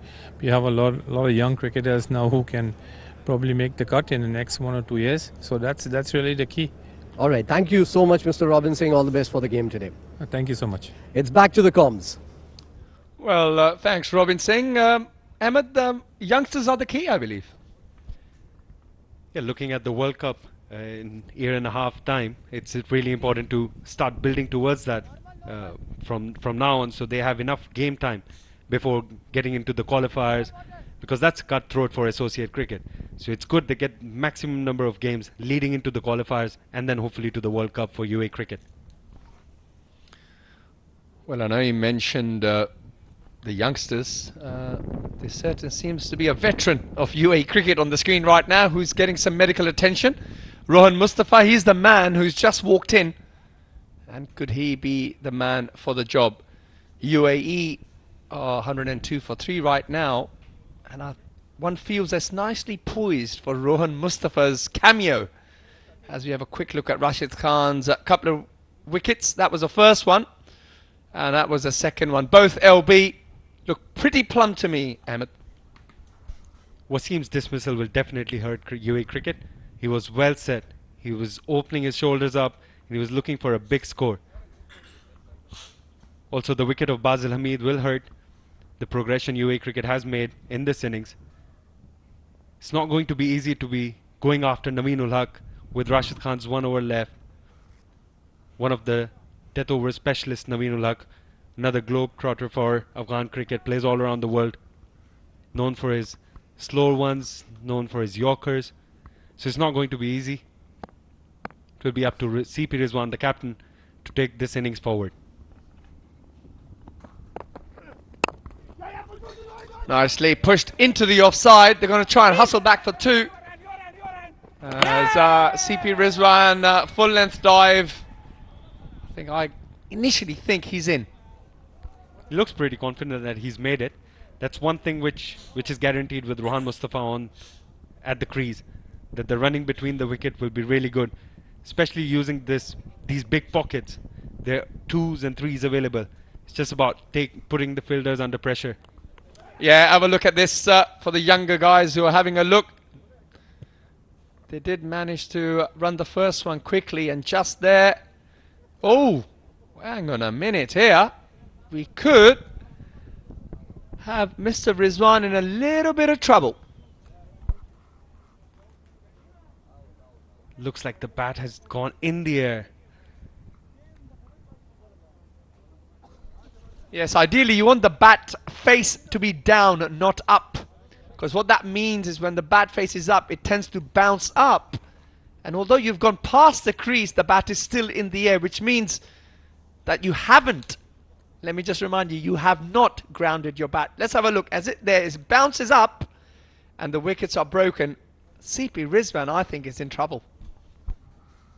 One rule which is not in favor of batter in today's game. Spoken like a true bowler, Ahmed Raza. I think the third umpire having just another look. Look, the wickets are broken just there. And I feel that the bat might just be up. As we all anticipate the result of this. And looks like CP Rizwan has been given out. And that's the end of a wonderful innings by CP Rizwan as he departs for 48 and a much needed wicket for the Afghanistan team. CP Rizwan played a captain's innings there as he departs for 48, as UAE move on to 103 for 4.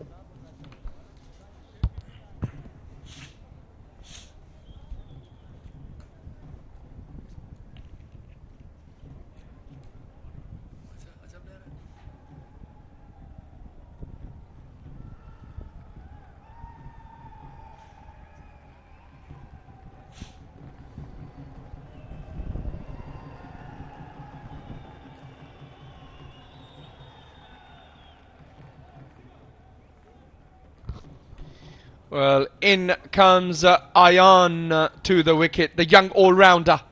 Real promise. He has got a full array of shots. Ahmed Raza, tell me about him. 17-year-old Ayan Afzal Khan. Proper all-rounder he is, and one for the future. Played a handy knock in the recently concluded DPL T20. Played for the champions Gulf Giants.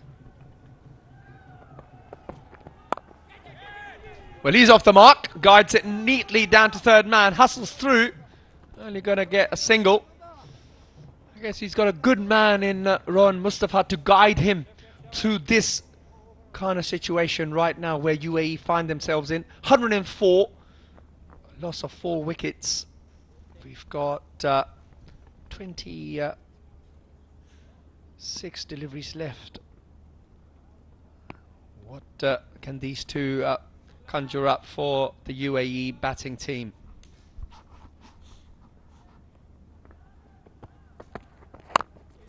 Gives himself a little bit of room. He's going to try and push for 2, but don't think they're only going to get the single.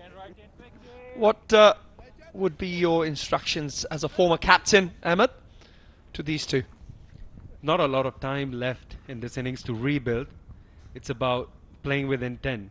There's no point batting the 20 overs with not a decent total on board. So you've got to keep going. Even if you lose another wicket, as you mentioned, there are only 4 overs left after this. Maybe take an over, run hard, play with some intent, and that can be shown with your running as well. Well, playing a miss that time as that concludes the 16th over as UAE move to 105 for 4.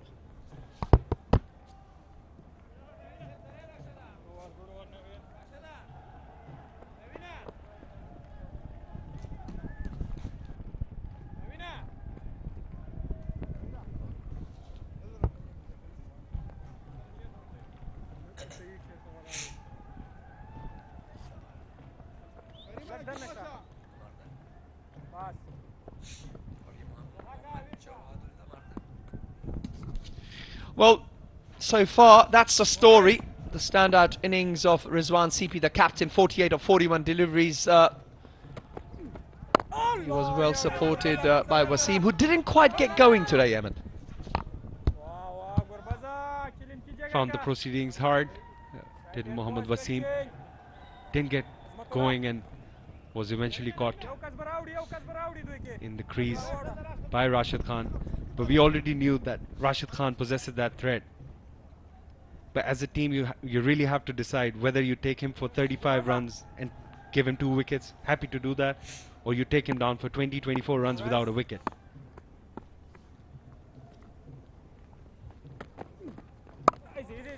This time, beautifully played. I've got a feeling we're going to get a boundary here. Beautiful bit of timing there by young Ayan. Played it late, played it smart. Rashid Khan not attacking the stumps this time and gives away a boundary. Ayan Khan scores his first boundary off Rashid Khan. Yeah, like you mentioned, gives himself a slightly little bit of room and played it delicately down to third man. We're going to have an answer from Rashid Khan. Stands at top of his mark. Googly that time, beautifully turned into the leg side. It's a coach's dream, a boundary and a single. Really is. Ayan Khan sits leg side of the ball, tries to access more of the off stump, offside. It's not going to be very easy with Rashid Khan, with the kind of googly he has. Meanwhile, Rohan will try to take the innings as deep as possible. Will look to play out Rashid Khan. Well, he's going to go for the reverse sweep and he's going to benefit for a boundary. 4 more. That's a top shot by Rohan. One of the shots he prefers playing against spin bowling. That's his reverse sweep. Plays the conventional sweep as well. And Rashid Khan won't be very happy with that.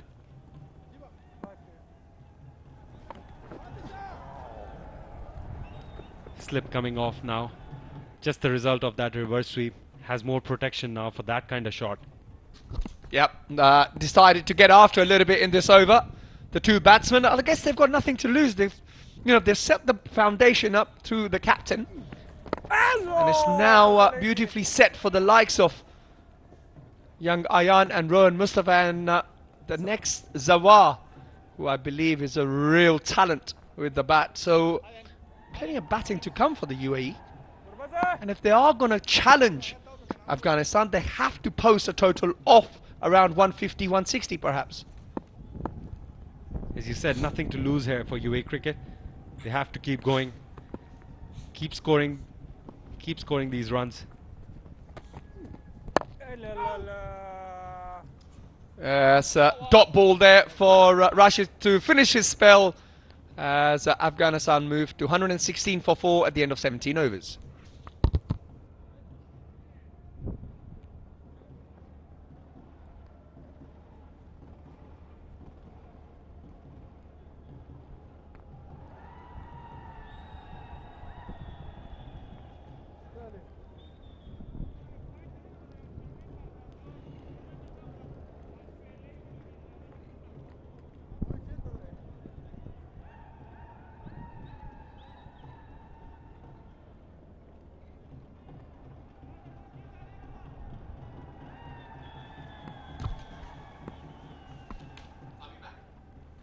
That's a story so far with the ball for Afghanistan. Of course, that man stands out, Rashid Khan, with his 2 wickets. Perhaps slightly more expensive this time, Ahmed, than what we're used to. I think UAE cricket will be very happy with that return. Rohan Mustafa this time opening his shoulders. Looks like he's had enough and he's going to try and target Farooqi. Not going to be easy. Fazal Haq Farooqi is known for his exploits at the death overs, known for his Yorkers. He does bowl a very good slower one as well, especially with that angle. Yeah, it was pretty impressive in the T10. I was really impressed with him. Possesses a very, very good Yorker, which is of course going to be key at the death part of the innings. We've got a shy at the stump as the batsman managed to complete yet another single.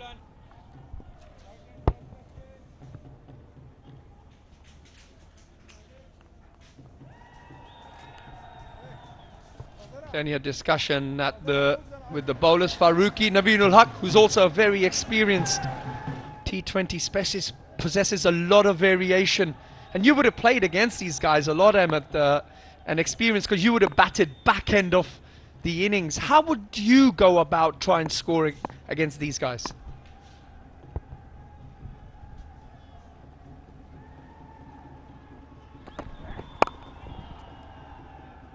It's a very good shot, accessing offside again by Ayan Khan. Something which Fazal Haq Farooqi, Naveenul Haq, Kareem Jannat, they like to do at the back end of the innings is not bowling the same ball twice. So it's more of a guesswork as a batter, and you have to look at the field and try to gauge what kind of delivery the bowler is going to be bowling. Especially with a bigger outfield, you have to be looking to score 4s as well, not only looking to hit in the air. Using the pace, that is one thing which you could do with fine leg and third man up. Looks like it's going to be a slower one. Oh, he's managed to lob him beautifully. Wow, what a shot that was, Rohan Mustafa. Even he himself is pleased with that. That is exactly what we were talking about. With the third and final leg up, you need to be ready for the slower one and trying to access in front of square. Yeah, have a look at this. Very well disguised slow ball bouncer. As the ball is lobbed beautifully over Faruqi's head. Rohan Mustafa scampers through for a single. Again, the change in the field. Fine leg is up. Mid-off is up, so one might think it'll be shorter rather than fuller. But he's got that wrong. It's a fully and he's gone for 4.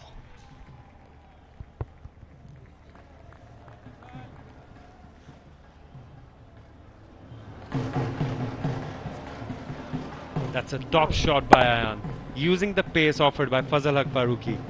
With that kind of field, you're better off bowling into the wicket, not give enough pace to the youngster. Well, you were right, he's very talented. Loved the way he opened the face on the bat. Beautiful bit of timing. Slow ball this time as he gets it into the leg side, as that concludes over number 18 for UAE as they move on to 124 for 4.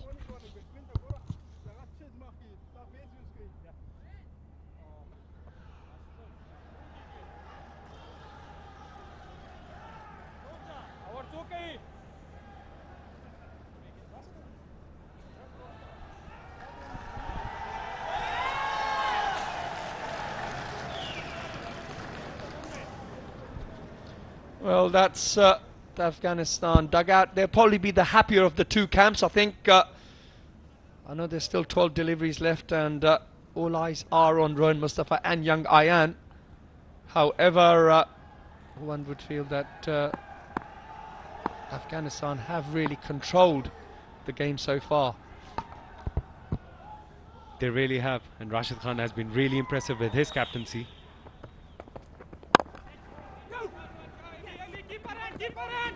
You're going to get 2, sent back. Oh, it would have been, I think, a run out here if Rohan Mustafa would have gone through. Acknowledges the fact that young Ayan made a good decision and sent him back. There was a loud call of no, sending the veteran back. Ayan Khan was in a bit of a tangle. It was hard for him to get back to the batting end. And rightfully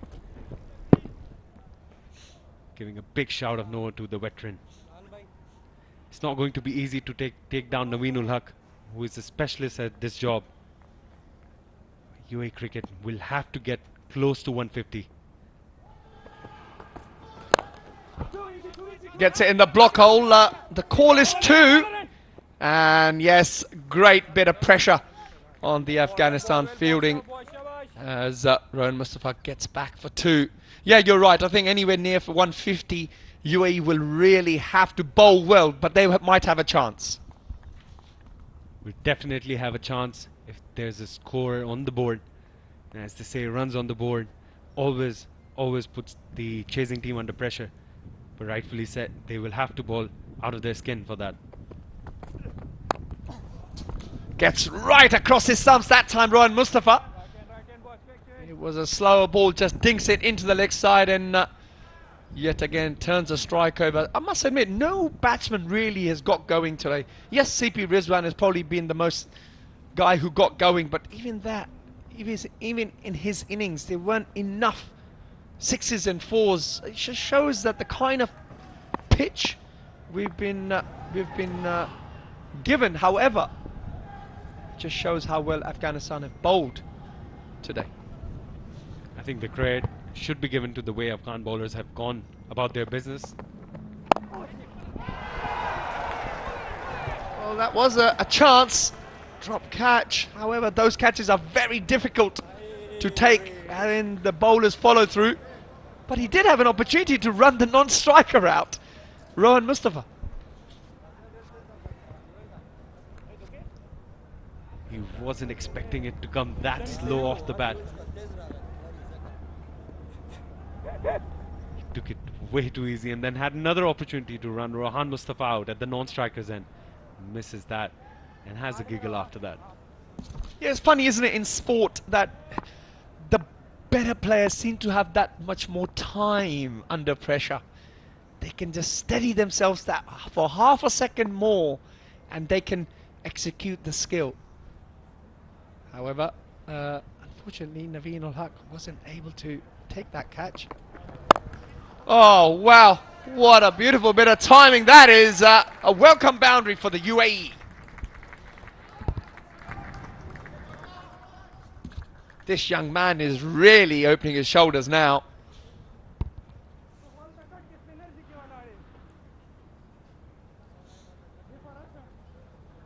That's another top shot by Ayan. Again, giving him the pace, which he really enjoys. And scores another boundary on the offside. He's got 3 boundaries, all on the offside. You have to ball straight to Ayan.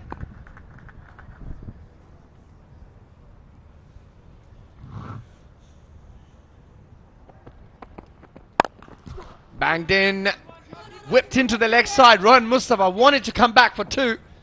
However, Ayan is going to keep the strike as we complete 19 overs and UAE move on to 133 for 4.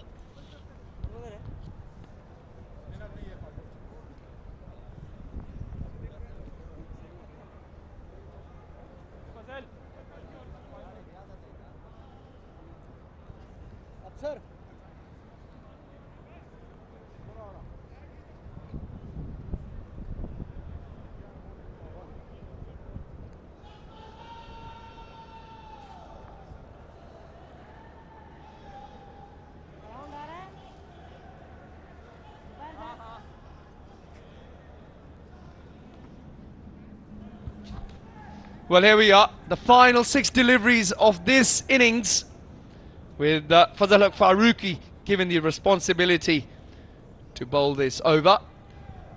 Change in the field, so third man and fine leg have come up. One might think probably more cutters might be order of the day, as we'll see. It's a slow ball and it's a drop catch. However, he's been run out at the non-striker's end. So one way or the other, UAE strike.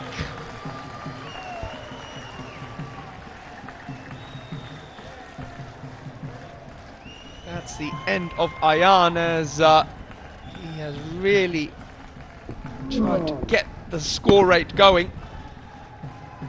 Oh, tough chance, Ahmed.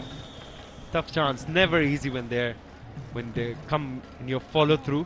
But Fazal Farooqi does well to recover and run Ayan Afzal Khan out.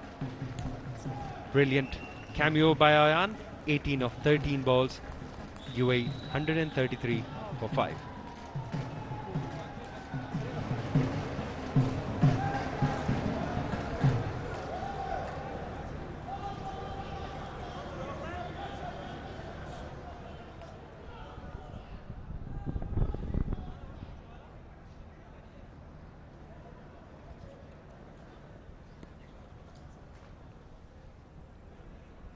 Zawad Fareed plays big shots, loves playing behind square as well.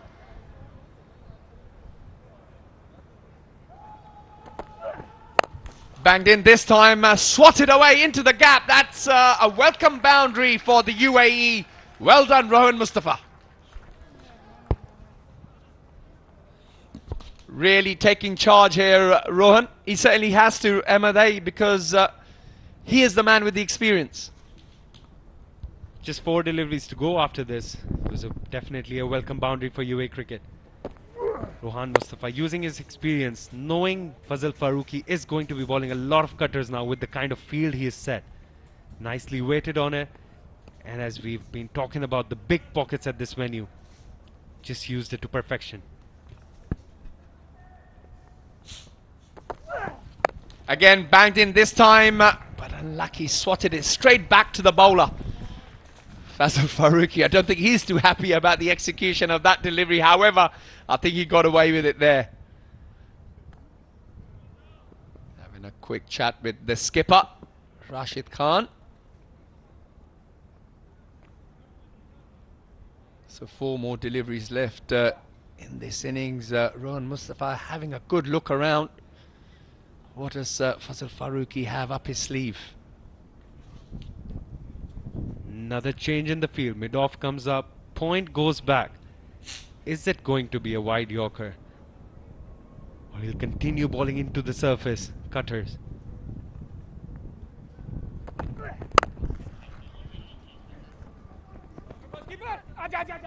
Another fumble in the deep. Zawar Farid comes back for 2. And UAE cricket will be really happy with that, as Rohan Mustafa, the set batter, stays on strike. Yes, very much so. I think I know Zawar has got the odd big mighty blow in him. However, Rohan's been there for 14 deliveries, and we know how unorthodox Rohan Mustafa can be. So 139 at the moment. UAE, 2 more deliveries to go.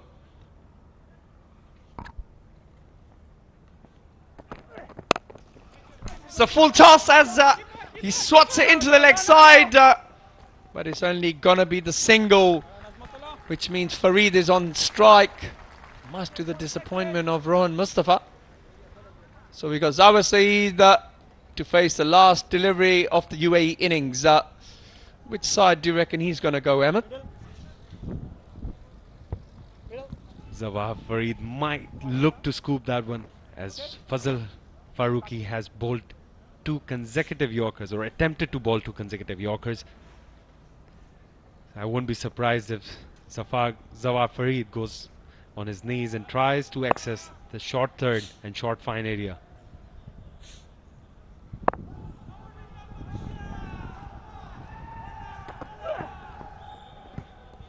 Well, that'll be a wide delivery, yep. That'll put a smile on the UAE coach. Every single run is like gold dust at the moment. An attempted cutter went wrong as we settle in again for the final delivery. Fazal Farooqi running in. It's a slower ball, it's a play and a miss as the batsman hustled through and complete a bye. And that's the end of the UAE innings, and they close their score on 142 for the loss of 5 wickets at the end of 20 overs. It's been an interesting, to say the least, innings. We've had some good partnerships. However, I think Afghanistan probably just dominated the proceedings so far. I think Afghan bowlers will be really happy with that effort. Rashid Khan did mention that at the toss, that he'll be very happy with anything less than 150. Chasing under lights has been easy on this ground. So I think UAE batters will feel they have missed out on a few runs there. Yes, certainly I think they will. Unfortunately for them, they couldn't quite get going. CP Rizman probably the standout batsman. And as like we mentioned, Afghanistan probably the happier of the 2 camps. This is a story so far with the bat for the UAE batsman. That partnership between Wasim and CP Rizman, probably the standout partnership. And then Rohan Mustafa and young Ayan both played little cameos to get the UAE to 142 of their allotted 20 overs. We'll have a little quick look of how they went about it. We had some boundaries, some misfields, especially in the power play, especially the way the 2 bowlers were operating. The boundaries were not coming through. However, that was the end of the opener. The ball went through the gate and got the better of him. CP Rizwan is probably the man who came in and steadied the ship, who was well supported by Wasim, who wasn't really his day today. This was the partnership, the fruitful partnership for UAE. But at the time of kicking on, it was Wasim who got out, and it was that man, Rashid Khan, the ever reliable Rashid Khan, who got 2 and 2 and put the brakes on the scoring for UAE cricket. And the unfortunate run out of Rizwan didn't help the cause either. Yeah, I guess we, as Afghanistan, like I said, really good with the ball. UAE didn't quite get going. They probably lost wickets at the wrong time. They could have done with someone like CP Rizwan to kick on and maybe get a 70, and everybody else perhaps supporting him. But Rashid Khan, like you mentioned, got those 2 wickets back to back and really put the brakes on UAE cricket. I guess as captain, you would be relatively happy with those bowling performance. However, I think perhaps Mujibur Rahman could have bowled one more over, as he was brilliant with the ball, and so was Omar Zai. However, that is what we have. The target has been set at 142 at the end of 20 overs. So 143 is what Afghanistan will need off their 20 allotted overs when it's Afghanistan's turn to bat. Well, we'll be back shortly, and please join us to see Afghanistan's reply.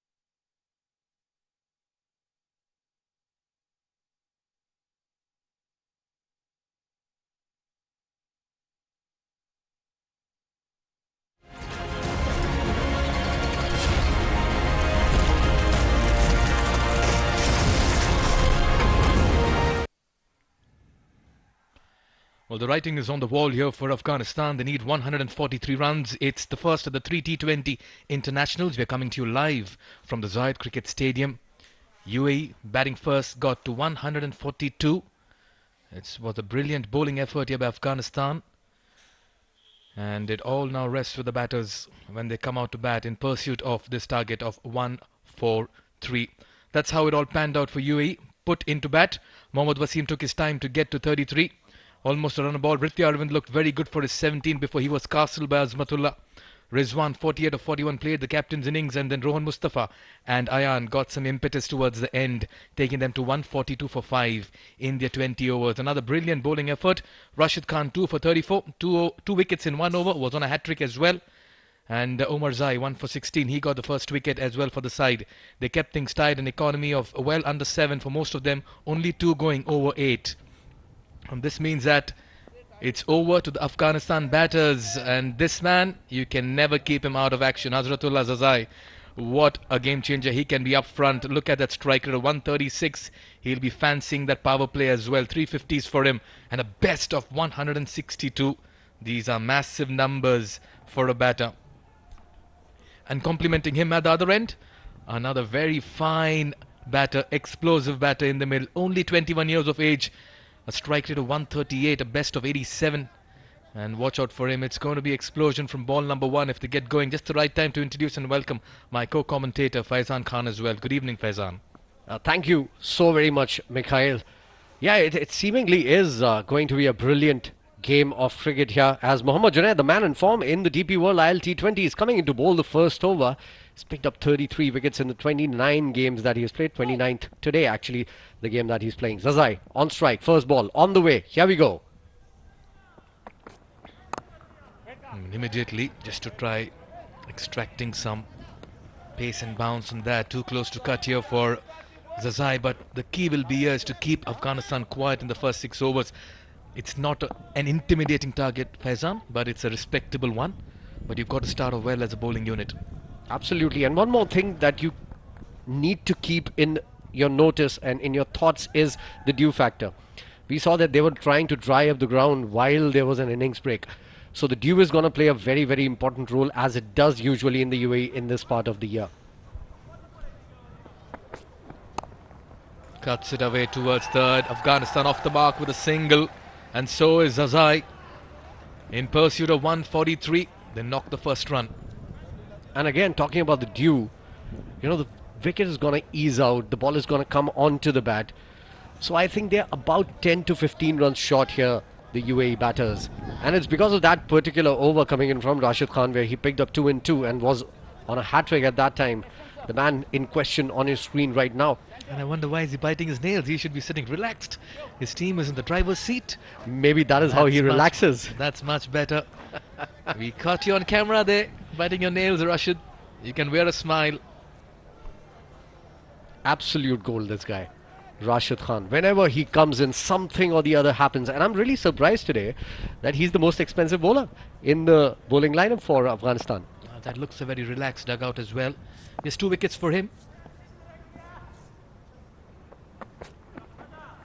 Poor delivery. 5 runs coming off it immediately, mad. Extras. And this is not the start UAE will want. Certainly exaggerated swing, especially after it crossed the batter. The line was wrong. He needs to bowl it just outside the off stump to get that exaggerated swing going into the right hander. And Junaid did that really well in the ILT20. So he just needs to get the line and length right.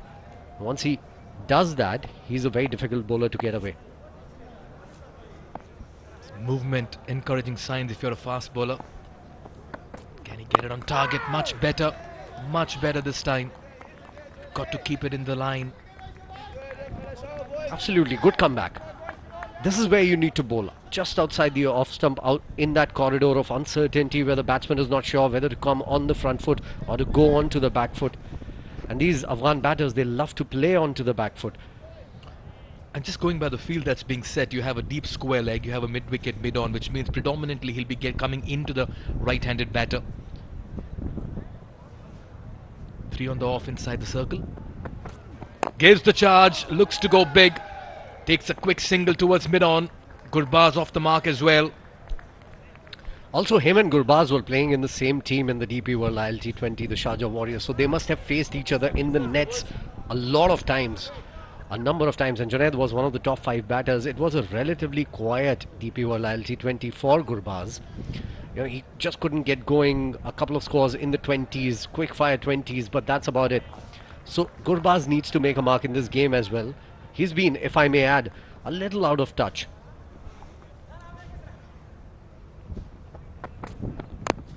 Almost chopped that onto the stumps. Yes, no. And wise decision to not go for a single. When you talk about the batter being quiet, today's T20, T10 formats, that quiet becomes good noise in a matter of no time. Absolutely, it's just about a matter of you know, getting in, getting your eye in, getting the feel of the ball onto the bat. And once it starts hitting the middle of the bat, there's no stopping someone like a Gurbaz, say for example, or a Zazai for that matter. A highest score of 162 in a T20 international. Yeah, that's crazy. Oh, just about moves in the crease but finds the field at mid-off. Junaid strikes. Zazai has to depart. Wasim with that catch. And what a big wicket. UAE draw first blood and they'll be delighted. Huge, huge wicket in the context of the game. Sometimes these smallish totals are a little difficult to chase because you don't know what kind of game you're going to play. You try to attack a little too much, you lose a wicket. You try to defend a little too much, you bog down. And this is where I think Hazratullah Zazai was confused whether to go for the big hit or just to check his hit. And I think he checked it just at the wrong time and straight to the man at mid-off. Easy take for him. It's a big wicket. Hazratullah Zazai is a dangerous customer. And once again it brings us back to the wicket, how the wicket is playing. The ball just not coming onto the bat. And there an occasion once again where the batter just about went through with his shot. Zazai departs for 1 of 4. It's 7 for 1.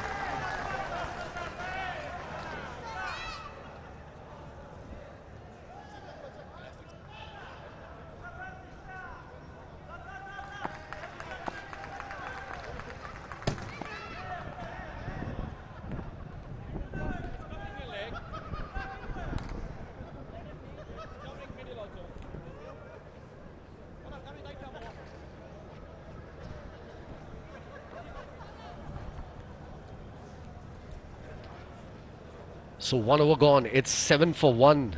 Hazratullah Zazai back in the dugout, and this is a big victory for the bowler Junaid. In comes the next bowler, Sanchit Sharma. Had a good DP World T20. This is how the wicket fell. Look at that.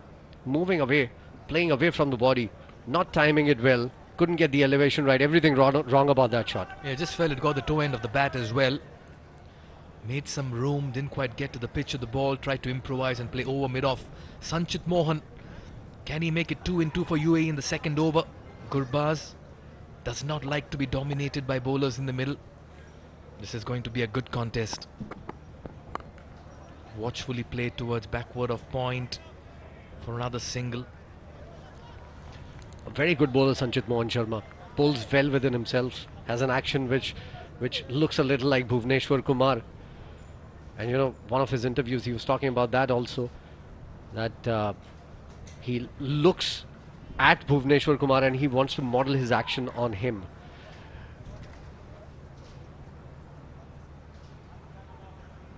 Bowls at around 125 to 130 kilometers per hour, sometimes even below that, but has a very good change of pace. So he's a very complete bowler, a very good bowler, bowls beautiful line and lengths as well.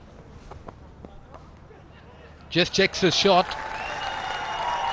Single play towards third. He's hurrying for the second. This is very good running by Zadran.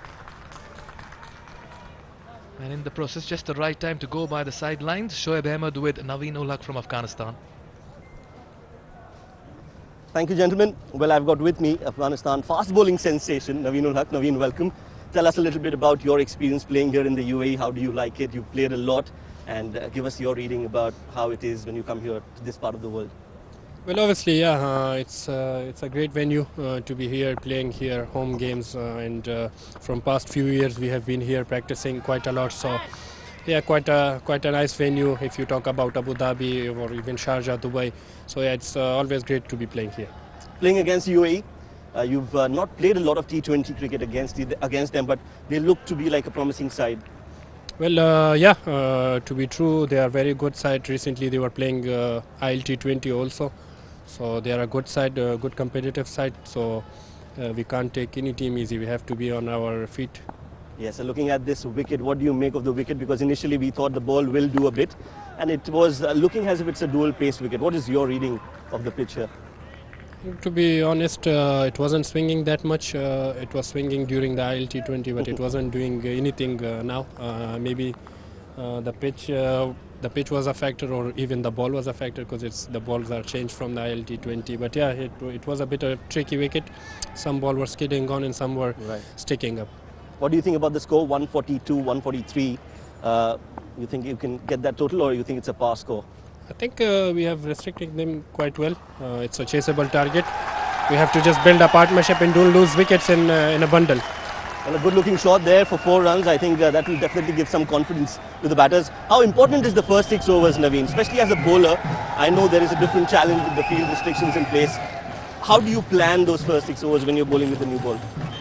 Yeah, it's a tough phase of the game to be bowling power play, but according to the condition, we assess the condition first, and as we saw, it wasn't doing much, so we were restricting them to not give away easy runs during the power play. Well, thank you so much for talking to us. I hope you have a great run in this tournament and in the future matches as well, Naveen. Thank you. Well, that was Naveen, and it's time for us to head back to the Combox. Well, thank you, Shoaib. Wonderful chat there and a wonderful delivery to end the second over as well. It's 14 for 1.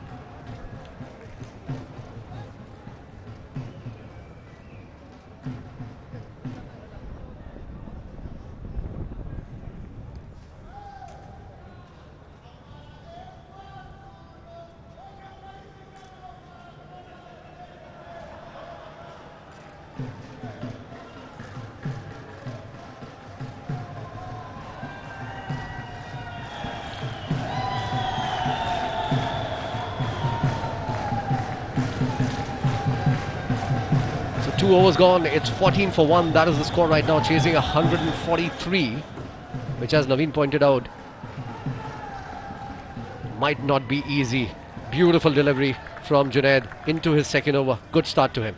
Just about taking off from the back of the length spot as well. Just surprised Gurbaz on that occasion. Well, Junaid will be buoyed by the wicket in the first over. There you just take a look at it. And that's why we talk about the dual pace. The variable bounce as well can come into question. Well, they are never short of entertainment and action, let me tell you, the Afghan fans. They come with their fair share of flavour. And every run will be cheered for, let me tell you. Oh, Jaffa outside the off stump, moving away. Beautiful bowling from Junaid Siddiqui. Predominantly, he's a bowler who would bowl into you. But there are deliveries that move away from the batters. And yeah, certainly I agree with Naveen. You're saying that it's a 2-pace wicket. Some balls are skidding. The other ones are actually sticking into the wicket. And I think it's not going to be easy chasing down a smallish total of 143. But I need to take a look at the due factor here, because that might just change the game completely. Punched off the back foot towards covers. Wonderful shot. Getting on top of that on this occasion. 2 for the taking. You spoke about Mohammad Junaid being a bowler coming into the right-handed batter, and quite rightly so. That's because on this occasion he's got 2 deliveries move away from the right-handed batter, and he's moved mid-wicket to covers over here, and he has a packed offside field and has kept it vacant on the leg.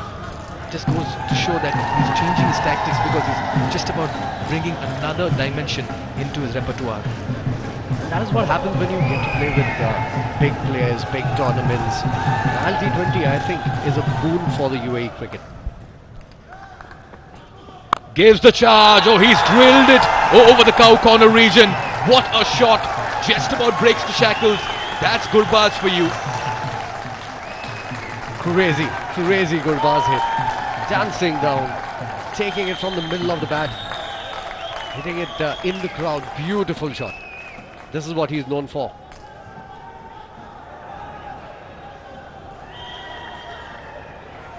Just like the way he completed that shot. Full flow of the bat, bludgeoned it. That's power and precision in shot making, and a lot will depend on Gurbaz, and they are on their feet. and on a wicket that is where the ball is not coming onto the bat. Beautiful. Gurbaz was jabaz on this occasion. Once again, he's pulled it, but has he found the fielder? Yes, he has. He's fallen to the bait. Gurbaz has to depart. Junaid gets his man, and he has the last laugh. And he strikes for the second time in his second over. This is a great bowling. This is great bowling by Junaid, because on the last delivery, back of the length, he came dancing down, taking him on the rise and hitting him out of the park. And now he tried to use that square leg fielder that was posted for that surprise delivery. And Junaid can do that to you. Brilliant bowling. Good work, UAE. Rahmanullah Gurbaz gone for 10 of 8 deliveries. It's 22 for 2 now.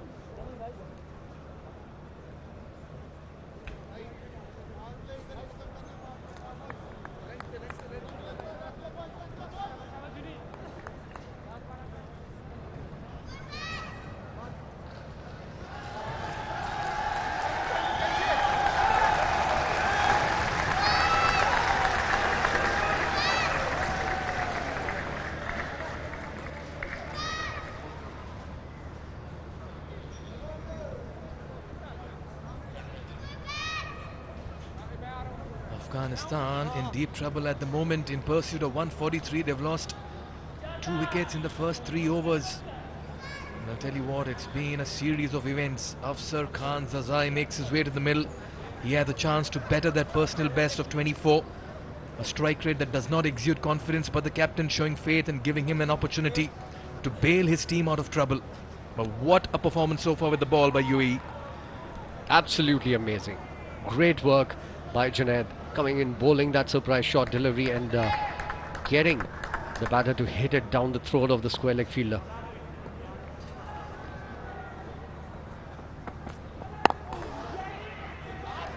Quick running between the wickets and completed easily eventually. That's good running between the wickets here.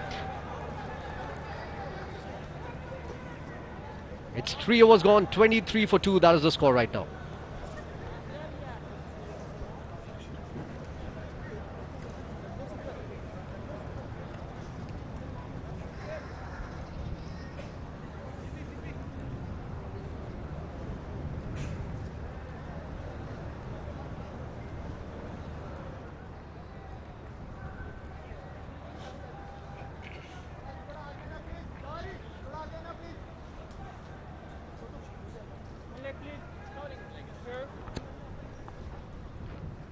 Just some time back, that dugout has a few smiling faces, and all of a sudden you can see some serious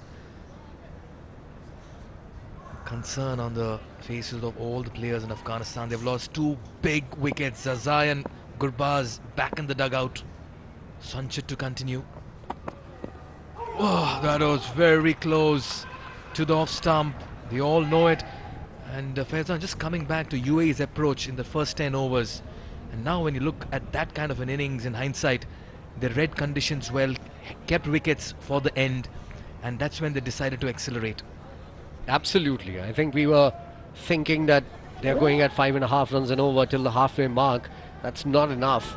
But I think looking at the situation where Afghanistan is, I think they did a good job. They had 9 wickets in hand at that time. Gives the charge.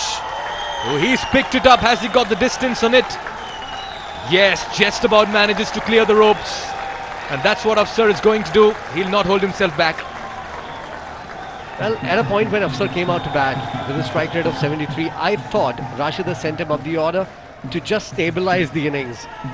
But maybe this is how he is going to stabilize the innings. Attack, they say, is the best defense, and attack is what he's doing. My way or highway, says Afsar. I'll play my brand of cricket, fearless it may be. Sometimes in moments like this, you need a freakish performance to just about derail plans. That one came in sharply. What a comeback delivery by Sanchit. Yeah, brilliant. UAE has been bowling very, very well.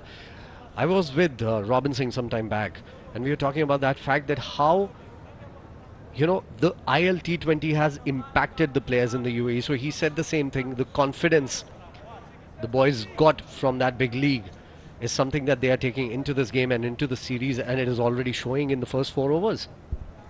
Oh yes, exposure, a platform to springboard their aspirations and confidence as well. And this match is evenly poised, let me tell you. 29 for 2 Afghanistan. Short and wide, played towards covers. May have missed out on a good, well-scoring opportunity. Yeah, it was a ball to be hit. Just couldn't get the gap. Nicely played though, onto his toes really quickly. Looks like a compact player. Haven't seen much of Afsar Zazai. But there was one particular guy that I'm actually missing in this unit from Afghanistan. That's Ibrahim Zadran. World-class batter. Anchor role is what he plays in the Afghanistan lineup. Somehow he's not playing in this series, but a brilliant player to look out for in the future for Afghanistan. Quite certainly, they bat deep though. Afghanistan bat very deep. There are quite a few all-rounders, game changers. And I like the way Sanchit has bowled. Let me tell you why. Because he's got the ball to move both ways. We saw one coming in sharply a few deliveries back, and this one leaving the right-hander as well. You've got to mix it up on a surface that's not really given dividends to pacers.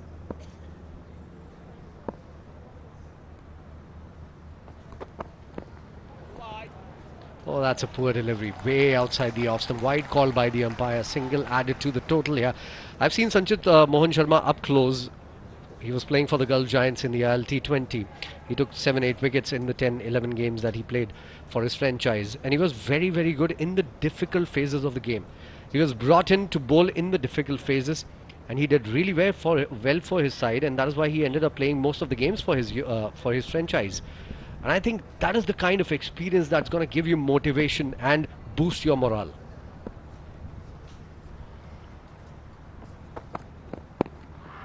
This one coming back into the right-handed batter. It's been a fine over despite giving that 6, 3, 4 gone. It's 30 for 2.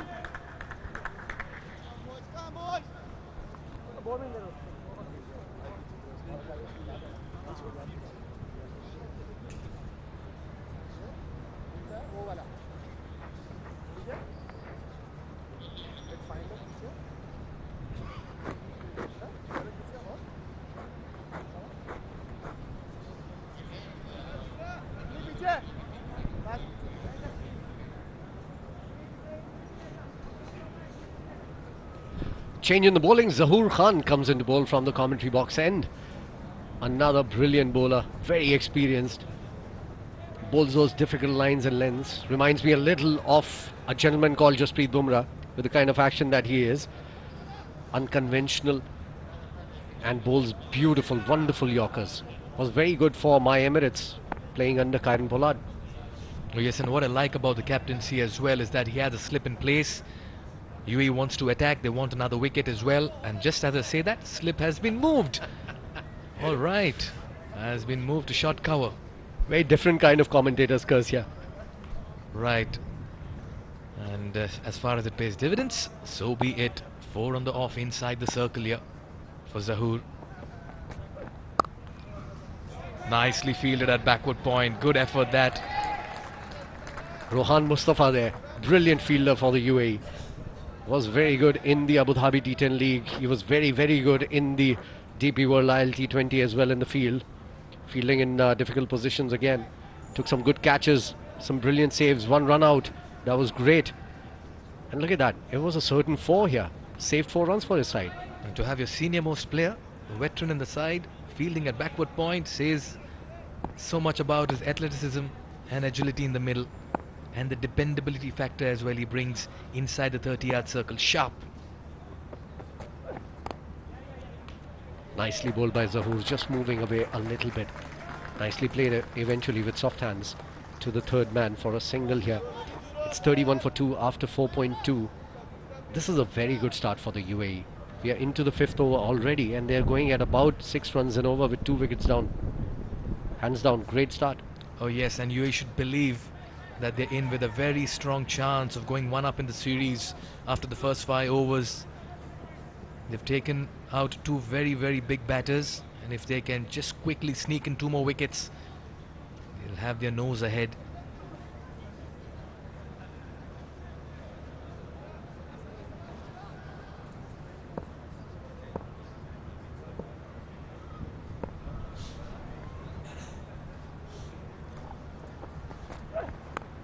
And again, moving away, but this time the third man is in the circle, and that will take it to the boundary for a 4. Yes, that was a thick edge, and with third man up in the circle, it was always going to be 4 once it went past him. These are welcome runs for Afghanistan. They need to stitch a partnership at the moment. I'm not a huge fan of this fielding position, the short third man, especially in the first 6 overs. Because the ball is moving around, it's doing just a little bit.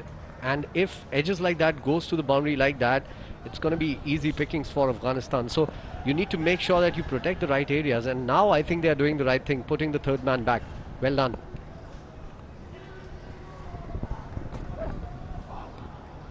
Much better delivery. You've got to be asking the questions. Afsar will keep giving you an opportunity, a chance, because he likes to take the attack to the opposition. We've seen his stay in the first 9 deliveries. He means business. Certainly looks like a good player, Afsar. But he's been beaten outside the off stump for like 4 times now already. Early in his innings, just 9 deliveries that he's faced. Look at that foot movement, non-existent. Good bowling by Zahoor though.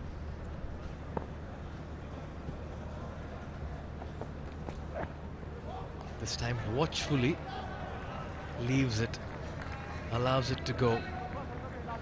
And that's why we keep talking about the resurrection act that UAE got into, and Afghanistan. Afghanistan have been very reactive in this rebuilding act of theirs. After losing 2 wickets, they have decided to shift gears. But UAE has to be given credit. Their batters, they were smart enough to play the game of wait and watch and keep wickets till the end. There's one thing missing though. I would have gone for a slip here, because the ball is doing a bit. He's already taken the edge of the bat twice. I would want to slip for at least a couple of overs. Single towards mid-wicket. Well, CP Rizwan will have to decide on that. Nevertheless, it's been a very, very good start for UAE. 5 overs gone, it's 36 for 2, and to take you through the next 5, it's going to be Ovais Shah and Shoaib Ahmed.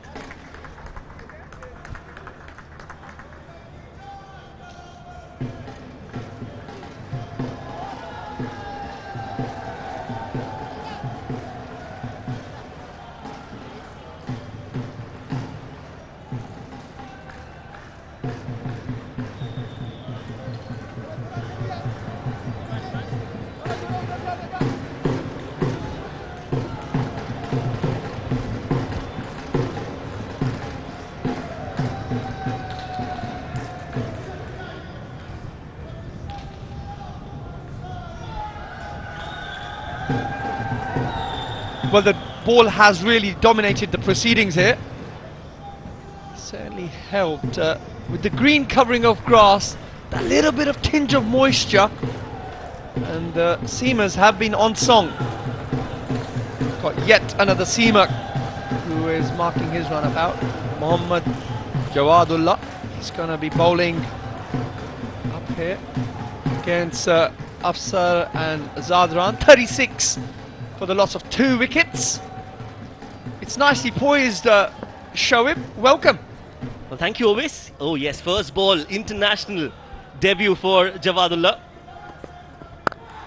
Rocked on the back foot and cracked, and what a welcome this is for the young man. Well, he'll not want to remember this first delivery, but that is a cracker of a shot from the bat of Afsar. Well, the crowd seems to absolutely love that. Short and wide. Thank you very much. That was really well timed and well placed. Everything right about that shot. Mohammad Jawadullah had a great run at the Dubai World T20I, and hence he's got that call, and he's been drafted straight away, Ovais. And pressure now on the youngster to come back. Again, this time straight to the fielder, much to the relief of the captain and the bowler. It wasn't back-to-back boundaries. Yes, well, you know, he's done well in the T20, like you mentioned, Shoaib. And that's the reason for having that competition, to find out what the youngsters in the UAE can do.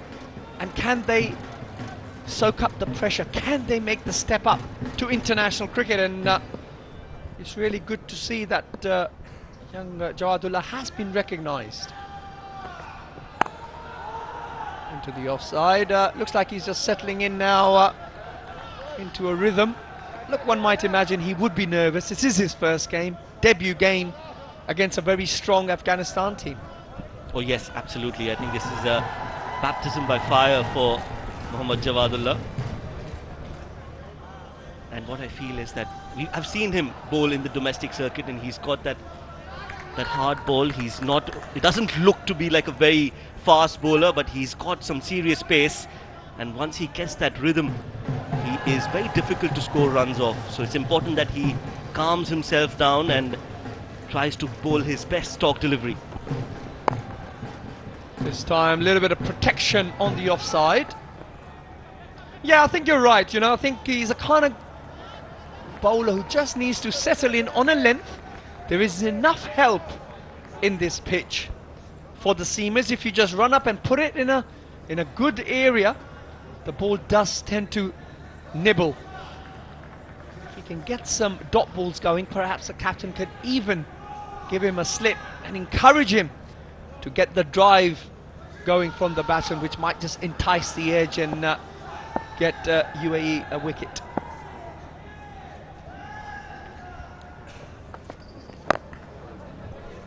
Nicely played. He'll come through for a single.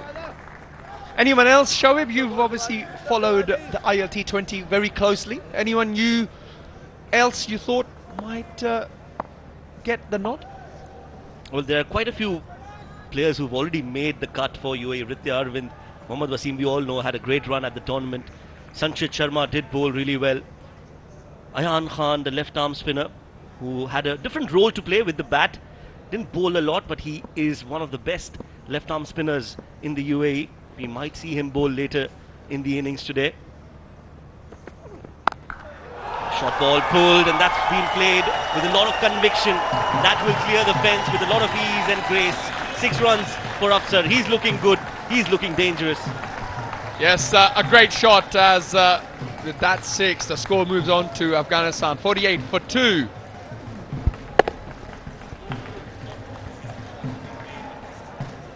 Get enough bat onto it, gets the distance as well. And what a good way to end the over. The power play overs come to an end. 6 overs have been bowled. It's 48 for 2.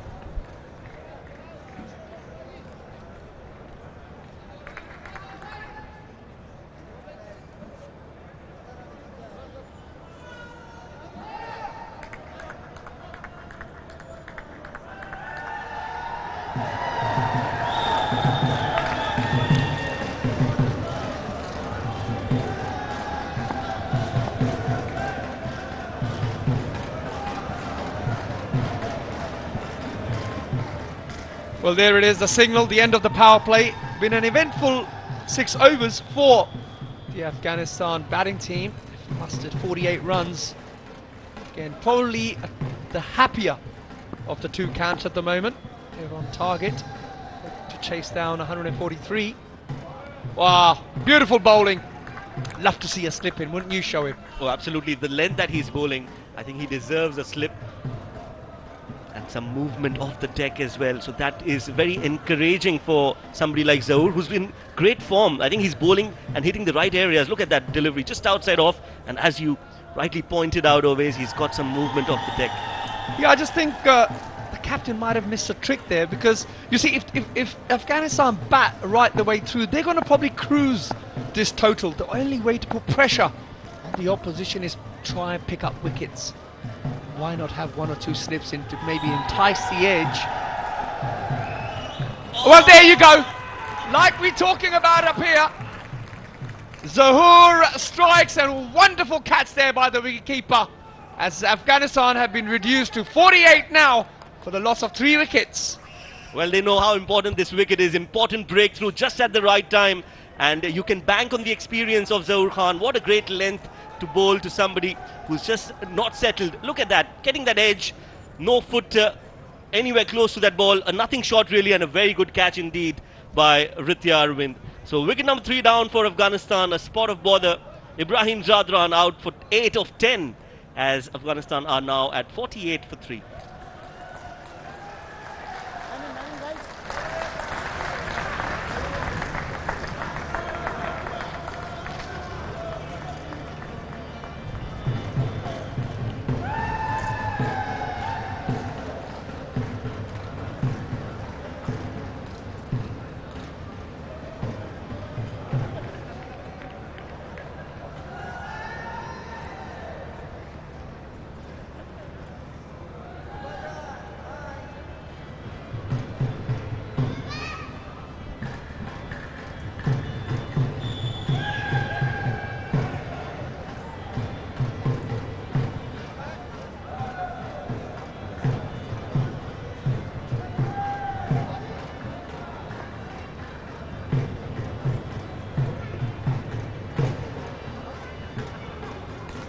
Well, well, well, that last wicket has really put the cats amongst the pigeons as Karim Jannat walks to the wicket. But more importantly, UAE have reduced Afghanistan 48 for 3, and now we have a slip-in, Shoaib.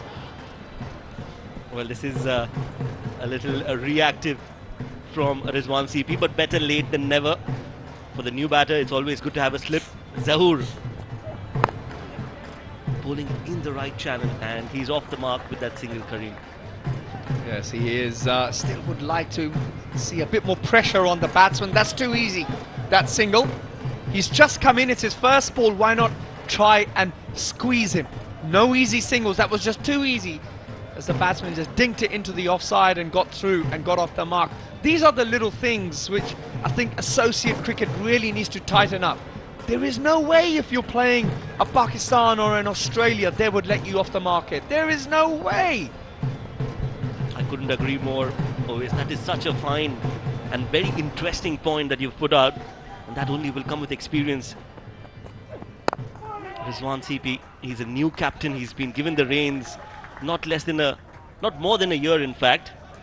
Was the captain for UAE when they went to the World Cup last year in Australia. Did pretty well. I'm very keen and interested, and I'm looking forward to Karthik Mayappan bowling on this wicket, the leg spinner.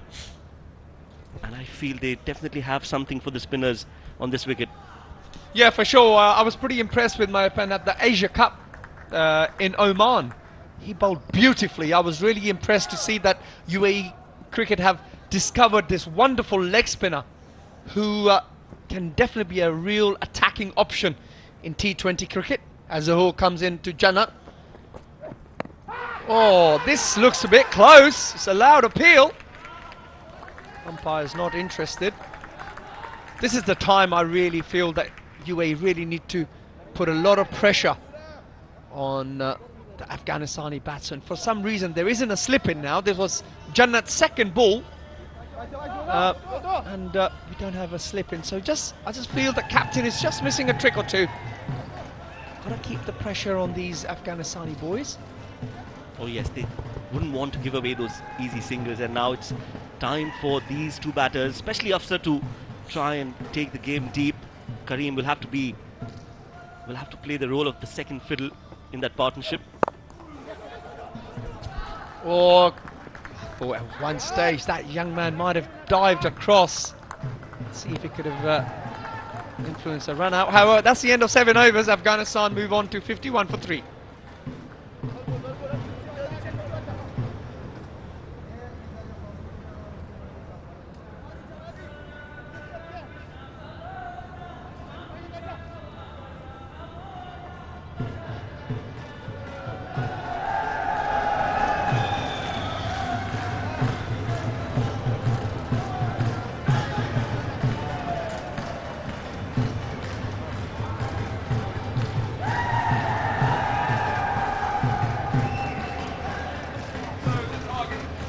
So the target of 143, Afghanistan are 51 for 3 so far.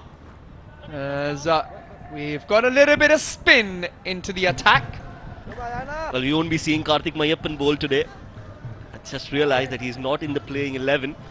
But Ayan, he definitely will enjoy bowling on this wicket, and it's going to be an exciting contest. Afghani batters versus the left arm spin of Ayan Afzal Khan. Nice start, gives it a little bit of air. Be interesting to see if he gets any purchase off the pitch. The wicket is pretty green. I'd imagine it'll be slightly, ever so slightly damp out there with the dew. So I don't know how much purchase he will get off the wicket. However, we will see how much control, and he will probably have to rely on a change of pace, one might imagine.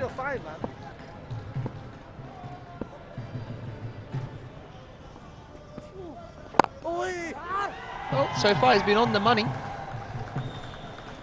Well, always, how do you bowl? What is the approach as a left-arm spinner on a wicket like this against Karim and Afsar? Afsar is looking good on 25 of 18. As a bowler, what would you tell Ayan, and which areas to target? But certainly you don't want to be bowling off the wicket. You've got to bowl wicket to wicket, because T20 cricket, as soon as a batsman misses, you either influence either an LBW or you get them bowled. So you're always attacking the stumps and trying to bring in two modes of display. Sorry, of dismissals. So that would be my advice to him, to bowl wicket to wicket, and then that, see if he can change his pace. Well, he definitely seems to be doing that. The 4 deliveries that we've seen him bowl so far have all been on the stumps, and I think, as you rightly mentioned, he's come out with a plan. He knows where he wants to bowl, and he's got the right field placement here for the plan that he has. Yeah, tries to push it a little bit quicker that time.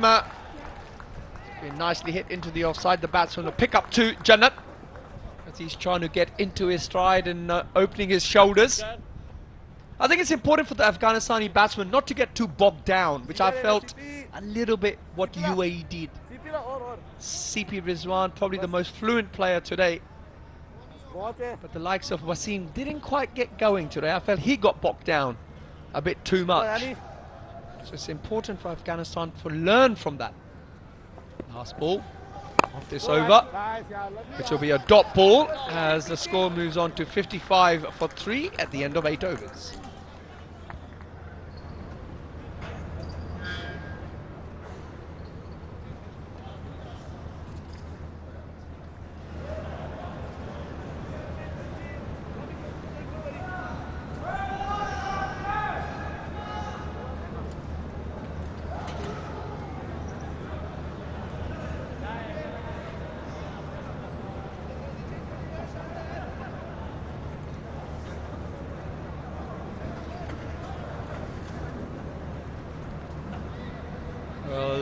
For the people who are joining us this evening, we're live from the Zayed Cricket Stadium here in Abu Dhabi.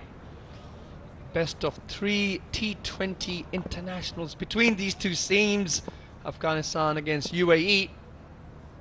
This is the first of the 3-match series. Nicely timed onto the leg side. Just picks up the one. How do you see the series unfolding, and what do you think will happen, Shoaib? Well, one thing is for sure, we're going to expect a lot of action between these two sides. It's not going to be a friendly series, at least not out there in the middle. They haven't played a lot of T20 cricket against each other. The last time they played, it was in 2017. And I think this is just a great platform for UAE, who are ranked 13th in the T20I rankings, to play Afghanistan, who are at number 10 in that rankings list. So I definitely expect some fireworks here at the Zayed Cricket Stadium over the weekend as well. Well, Afghanistan cricket will want some fireworks in this innings. We saw earlier today UAE didn't quite get going. They did try and get a few boundaries towards the end of the innings, but one might say that they really got bogged down, and you've got to give credit to Afghanistan bowlers that they bowled outstandingly well. But the batsmen from Afghanistan wouldn't want to repeat the mistakes the UAE batsmen did. I know the ball is moving around. I know it's a seamer-friendly wicket. However, at some stage, whoa, we could have had a run out there. I tell ya, a direct hit, and he could have been gone. Well, that was a very risky run. You don't want to lose a wicket for a single, especially at this moment in the game. You're already 3 down.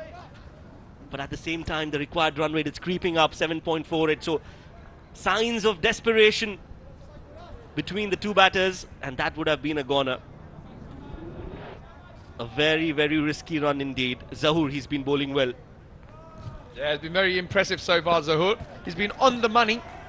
And good to see a young seamer using the conditions. He's pitched it up and he's allowed the ball to deviate off the wicket using the conditions.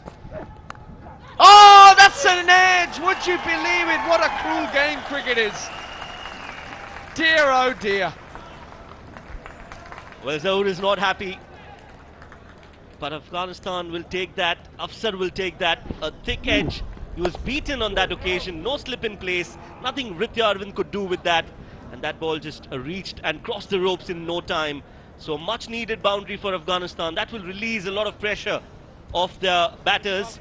But Rizwan CP, he needs to get a slip in place. He needs to get more attacking in his approach if he wants to win this game. As you mentioned, if they play for the entire 20 overs, they're going to chase this total down. Yeah, I really do agree with you. Really got to change his approach. Got to get some wickets here.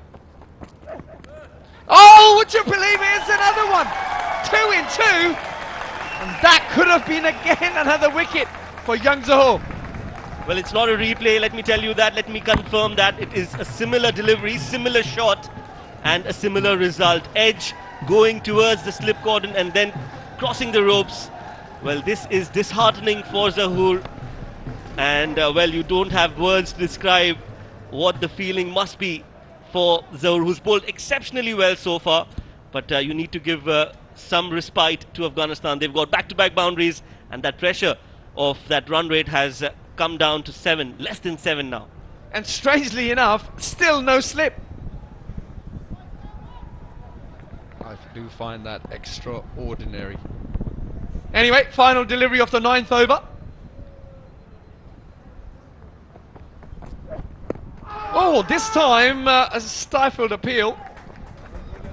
Probably just sliding down the leg side. And that concludes over number 9 for Afghanistan as they move on to 66, for 3.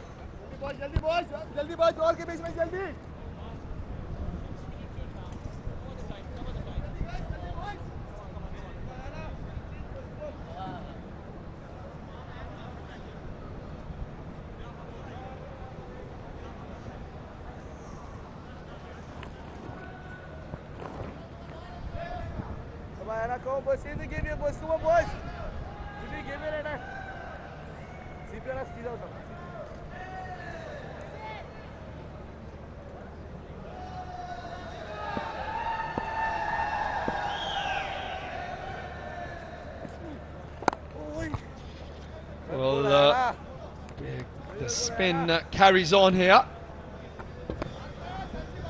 The story earlier, we were just discussing the fast bowlers have been pretty impressive. Zohor has been quite impressive so far, enticing the edge, but back-to-back deliveries.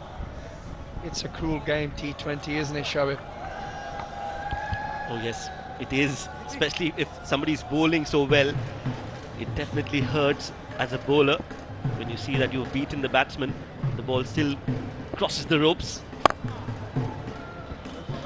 This time the batsman just opening his feet and accessing the offside. Looks like they're trying to probably target the spin, because playing fast bowling at the moment is not easy. Yes, I think they will want to target somebody like Ayan. He's bowling very tight lines, as you mentioned, on the stumps. Do you think he's bowling at the right pace always?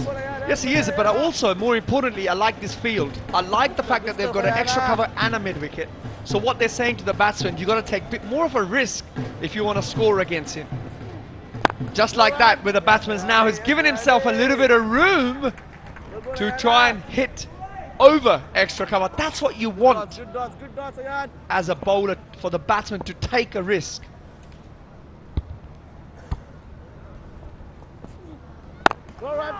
Oh yes, you want to make him play out of his comfort zone, make him try and do something different, and that is what Ayan is here, trying to get Karim to play a false shot. He is on 7 of 11, a slow start for him, but they need this man, Afsar, who's on the non-striking end now.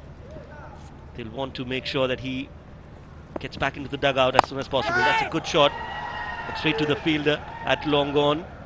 And that will be a good over in progress, which will be completed with that single. 10 overs have been bowled. Halfway through the first innings, Afghanistan are 70 for 3. It's time for a timeout. And when we are back, you'll be hearing Faizan Khan and Mikhail Waswani in the combox.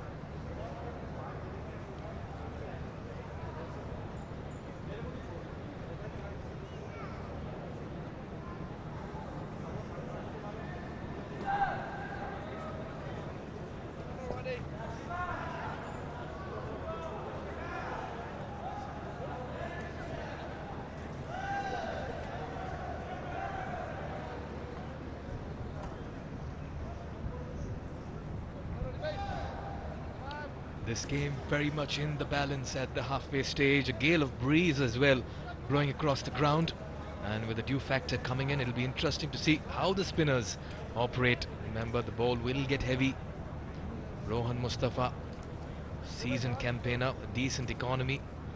An average of under 20, 61 wickets in his 54 games. Have a role to play, but it's Afsar who's making it count. 70 for 3 after 10.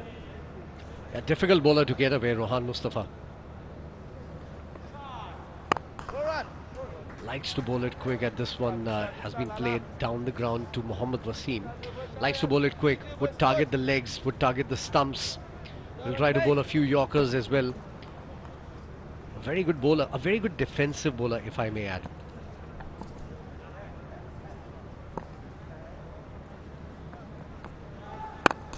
Much better delivery. Fuller flighted, inviting the batter into the shot. A little over 70 needed in a little under 60.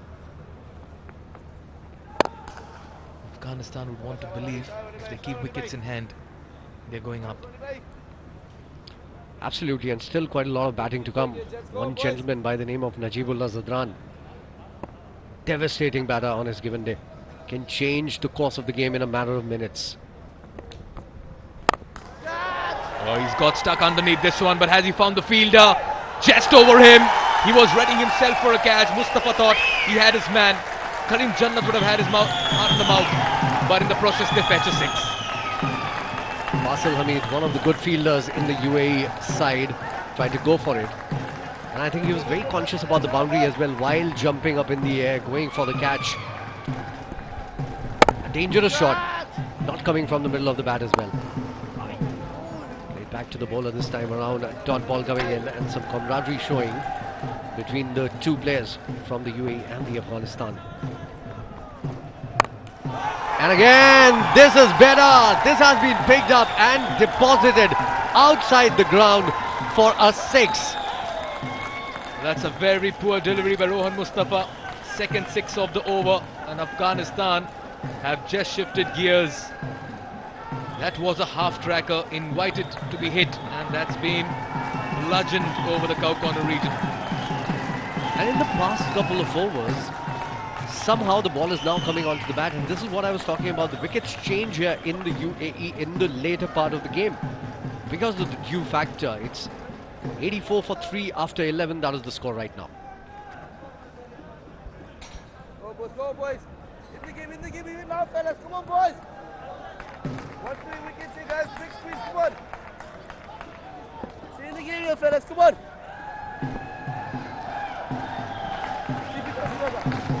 Afzal Khan setting his field right, coming into bowl his third over. Nicely bowled, nicely played, beautiful shot, couple of runs at least. As Jawadullah chases it, an easy 2. So yeah, you're right, the gears have changed, and the wicket is behaving well as well in the past 2-3 overs here. The partnership is looking good, it's looking threatening for the UAE right now. They need to pick up wicket, and very, very quickly.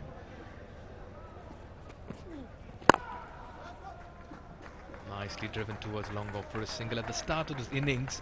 Faizan, you had mentioned the dew factor will be key, and the reason why Mustafa ended up bowling those half trackers is because of the dew factor. We saw him using the towel as well. Look at Ayan Fazal as well. They've just not been able to grip the ball. Afzal there again, hardly any turn, just coming straight onto the bat. Yeah, again, it becomes very difficult for a spinner to come in and bowl when there's dew. And that is the reason why I don't think Rohan Mustafa should have been bowled in the last over. You could have brought in a faster bowler to bowl in. You brought in Zahoor for the third over to pick up a wicket. Didn't use a slip. You need some imaginative captaincy. You need some innovation when you're defending a total of 142. And that has been lacking from the UAE. And it's a matter of an over where things change completely, like we saw in the last. Gives the charge, there's no turn. Karim Jannat realizes, uses his feet and picks that from outside of off towards mid-wicket. We've talked so much about the UAE and the bowlers and the players and how they are defending. Frankly, the way these two have come out and batted, is absolutely amazing. Afsar is on 40 of 30. The partnership is worth 42 of just 32 deliveries. They're going all guns blazing. Kareem Jannat on 24 of 18. What a good little knock Kareem Jannat has played and changed the course of the game once he's come out to bat. Again, just dancing down the track, playing it towards mid-wicket. You don't see too many players playing across the line to an orthodox left-arm spinner or a leg spinner. Just going to show the nature of surface and the dew factor. But a very well-compiled chase, 91 for 3.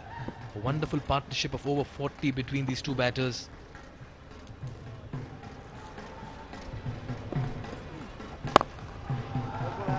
Laid down the ground, that's the end of the over. Single added to the total, it's 92 for 3.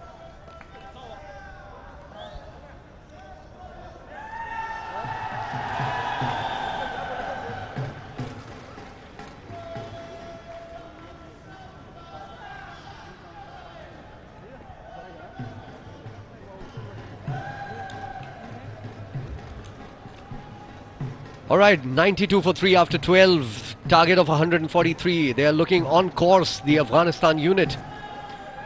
Brilliant batting in the last 3-4 overs from them. Runs have been coming in, and they have been coming in smoothly. Our smooth criminal from the commentary box has gone down to the ground. He has got Rahmanullah Gurbaz with him. Let's give it to Mr. Shoaib Ahmed. Thank you, Faizan, for that kind introduction. I've got with me a batting superstar for Afghanistan, Rahmanullah Gurbaz. Rahman, pehle to, I think it's a good positive sign that you're coming here and you've got some great support backing your side. So you must be enjoying that. Bismillah Rahman Rahim. Yeah, of course. After a long time, I think that we have matches here again. We really excited and really enjoy the games inside in the crowd that we have seen the crowd here. Of course, yeah, we enjoy. Tell us a little bit about your batting and what is your regime. We've seen your social media handles and you've got a lot of fitness videos coming out. Take us through that and give us a sneak peek about how your day is normally. Yeah, for every sportsman, especially for the cricketer, fitness is most important. I always do my best to be a very fit player. Like there no issue in my fitness. So yeah, I try my best and do something in social media as well. I like to do something like this. Well, let me tell you, he's a superstar when it comes to social media. Tell us a little bit about your experience playing at franchise cricket all over the world. You've been a part of different leagues and then now you're playing for Afghanistan. Take us through your journey and how has it been for you personally? Very good. You have seen that all the players are playing a lot of franchise cricket. Superstar, Rashid, everyone is here. If we shared all the experience with some new youngsters, I think it will be more help with them. We always try to share each other experience. So I think, yeah, we have a lot of experience in this pavilion from everywhere. Yeah, I think. Tell us, if you had to give us a sneak peek into your team, give us a name that you think is your best buddy in the team and who do you like to hang out with?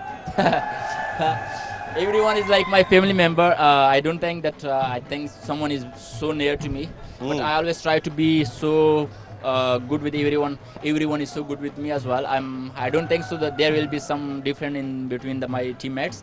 They're my family. Excellent. You have your family and your family is behind there as well. Would you wave at them and tell them to cheer a little bit from here so that we can have a good time? There you go. It's a boundary. In fact, it's gone all the way for 4 runs.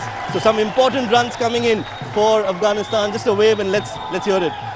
I think they cannot more cheering than boundaries. Once we hit the boundary and they like that.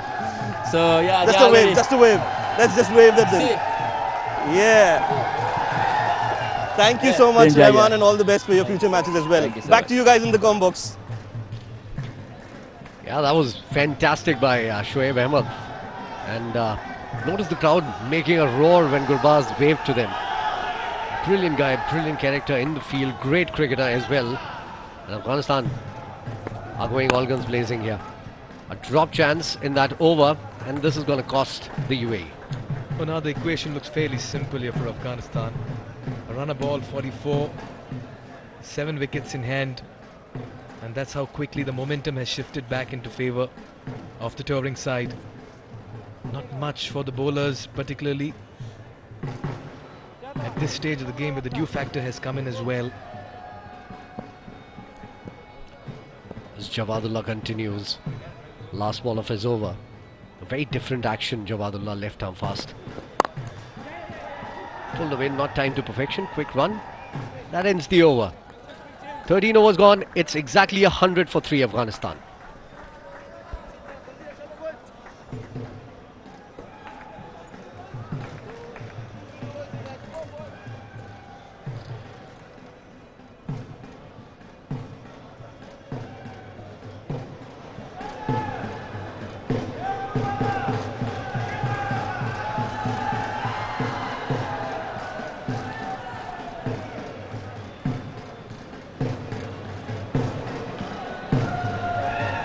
Well, they're having a field day, and quite obviously that's because their team is right in front, never short of support the Afghanistan team, whichever part of the world they go to.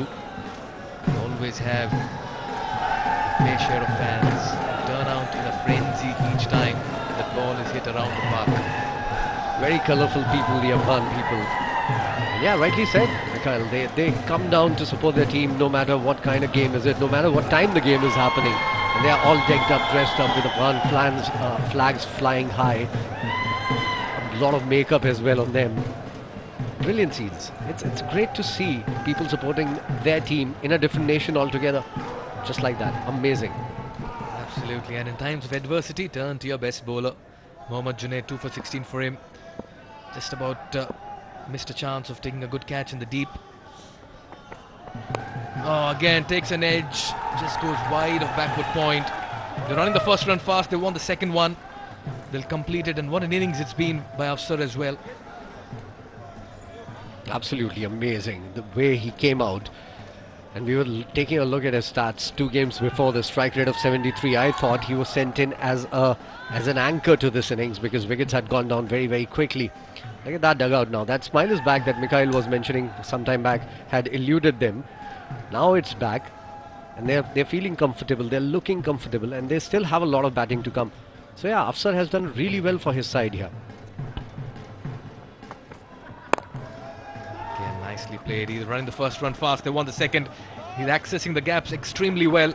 A couple of runs more from the bat of Afsar, and he's been the mainstay, the architect in this chase. Just 39 to win off 40 deliveries here. They need a miracle, the UAE boys. They need at least 2-3 wickets in quick span of time, in a matter of 5-6 deliveries to turn this game around. Otherwise it's all but over. And now they're looking very comfortable. It's coming onto the bat very easily. They're not hitting and missing it. They're hitting it from the middle of the bat. Everything right about these 2 batters right now for Afghanistan. Interestingly, 3 batters were padded up in the dugout. It's not like a situation where you need to get 50 and 20 deliveries. It's 38 and 39. I saw Rashid Khan as well padded up in the dugout. That man, Rahmanullah Gurbaz, he missed out with the bat, but quite a crowd favourite, let me tell you. Certainly. Gives the crowd a lot of fireworks as well. Why not? They love him wherever he goes. He has a lot of fan following on social media as well. Shoaib was mentioning about it.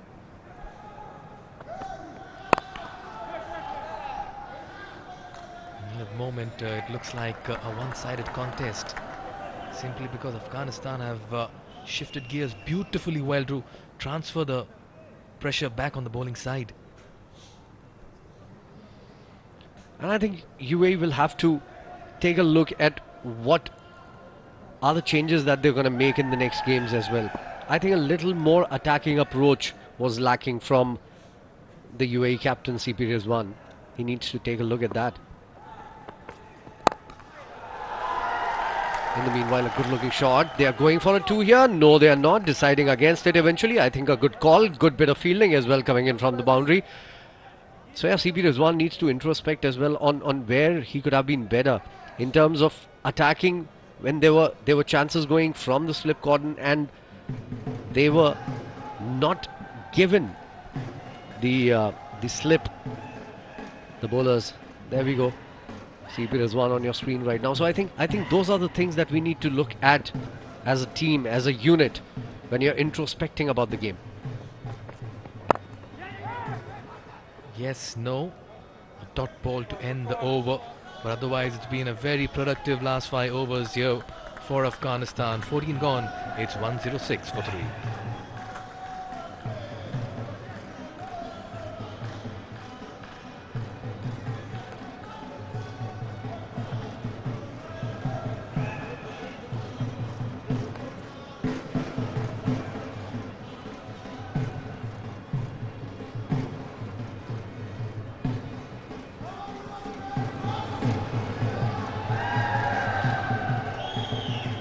.37 needed in 36. Afsar 2 short off his maiden T20 International 50, and what a moment it'll be for him, a match-winning one if he takes his team through. And UAE needs someone to come out there and bowl an absolutely special magical spell. Picked up beautifully, hit high, handsome, into the crowd. 6 more. Well, Karim Jannat is bringing out the big sixes from his armory, let me tell you, much to the joy of the fans who've taken up a complete section here at the Zayed Cricket Stadium. What a turnaround it's been by the Afghanistan batters. A tad bit shot standing in the crease, and he's dispatched that and deposited it into the cow corner region. Great shot, pick-up shot. Beautiful to watch. Nicely played this time around as well towards third man. Zahoor will come in. They are running 2. They are running hard, and they will get it very easily in the end. So they are looking to close the game very quickly, fairly quickly here.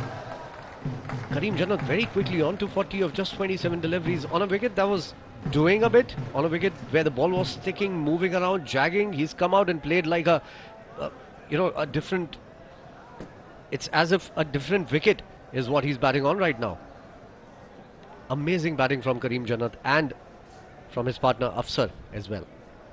Oh yes, what a partnership, what an association here by the two. Played towards cover, stopped, and not stop a single though. And I just like the way Jannat has complimented his partner, played the perfect foil, never really got overawed by the batter at the other end, and he's readying himself for a big shot, and by the end of it adjusting well to play it after the deliveries bowler. Just like the way Karim Jannat has played himself in this chase. Once again, concerned looking CP Rizwan. They're thinking what next to do. I think that 1 over from Rohan Mustafa costed him as well. That completely changed the course where the game was going.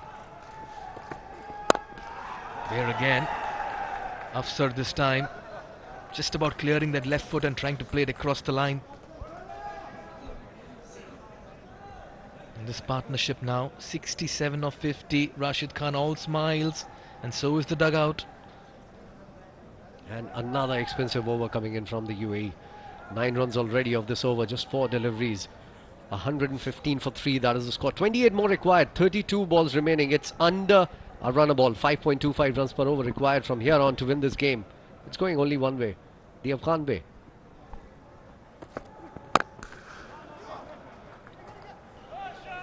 Oh yes, and after losing 2 early wickets, it was important for Afghanistan to stitch a partnership. The scoreboard pressure never got to them. That's because they were chasing a very, very meager target, and that's really what helped their cause. And had they been chasing something around 170, 180, and that's what takes us back to a discussion about UAE's approach in all of it. And that's why with Mohammad Wasim not finding the mojo, the middle of the bat this evening, maybe that's where they fell short of a few runs.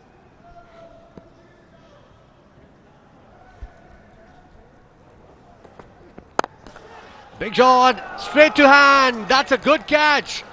A very good catch. Is there a twist in the tail?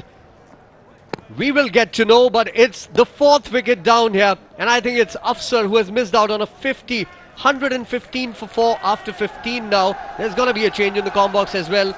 It's going to be Ahmed Raza with Uwais Shah.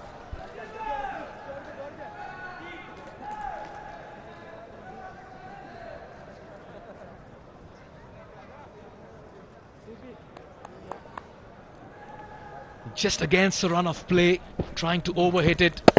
Didn't quite get the middle of the bat. Wonderful catch by CP Rizwan at short mid-wicket. Brings an end to Afsar's innings. He deserved the 50, but he walks back for 48 or 40. He's played his part. He's 115 for 4.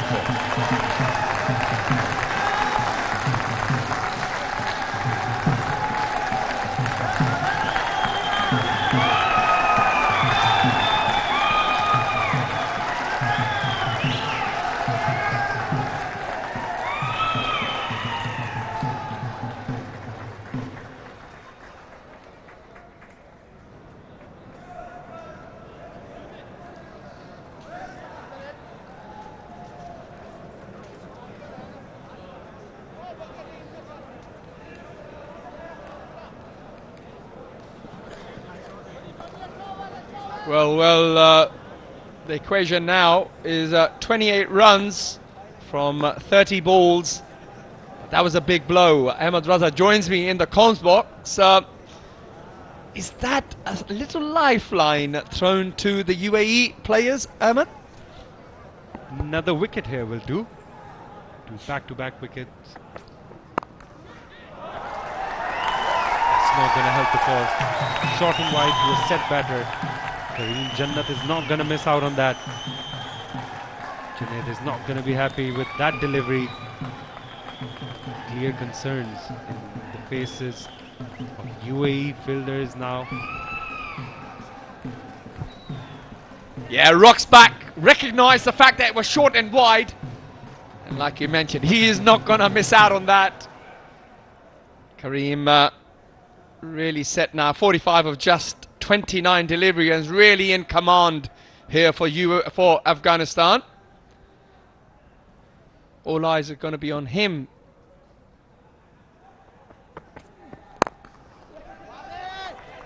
Yeah, smart cricket, although, tell you what, a direct hit could have been interesting.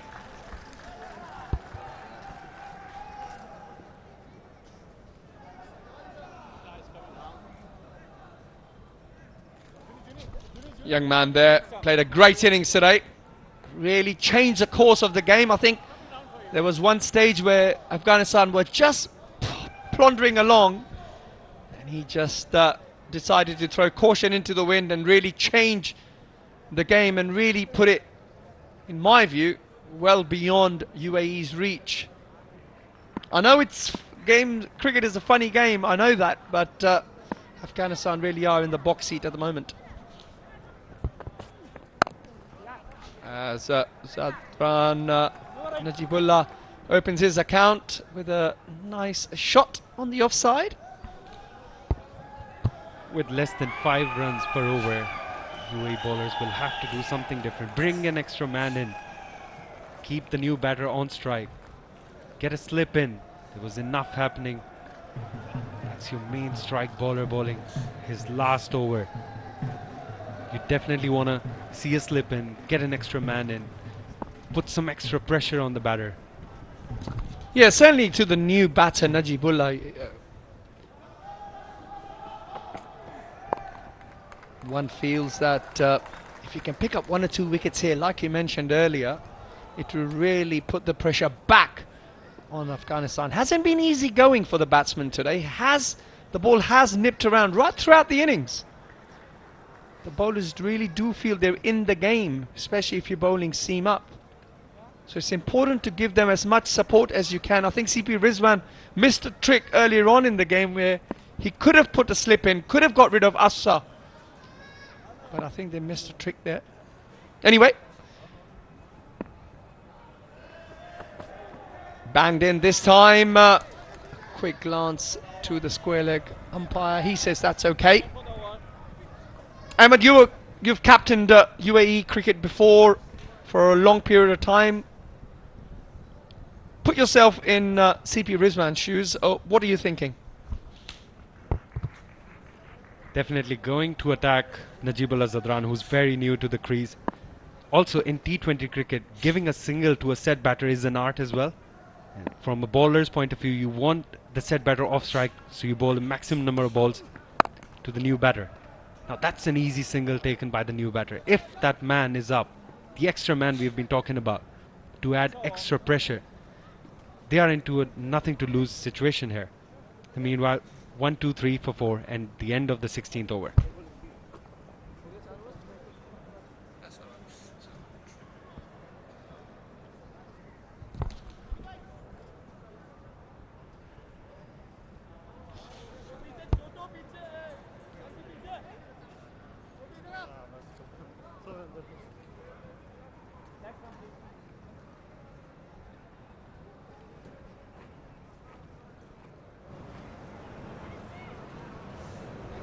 Well, the story so far, that innings there, Afsar Khan, 48 or 40 deliveries, and Kareem Jannat, who is still out there, sitting on 47. That's the key partnership, really. Till then it was all UAE.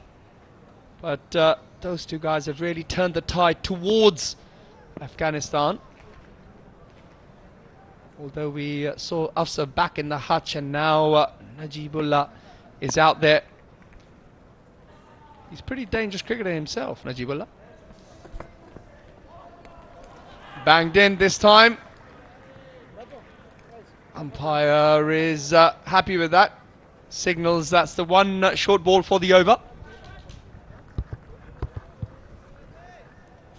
We saw one bumper from Junaid in the last over, and now Mohammad Jawadullah testing Najibullah with another bouncer. Clear plan against him. Just the beauty of T20 cricket, that it's only one bouncer which is allowed, and if you use it from the very first ball, you become slightly predictable in the next 5. So good bowlers normally try to use it in the middle over. Keep it up your sleeve. Yeah, I see what you mean. This time banged in. They're certainly not going to pitch the ball up to Najibullah by the sounds of it. But that brings Kareem, the man in form, to strike. 19 runs required now of 22 deliveries. Really, CP Rizwan as captain's got to do something here. Try and get some dot balls going. Maybe bring fine leg in. Do something different. Otherwise, at this rate, Afghanistan are certainly going to cruise through to victory.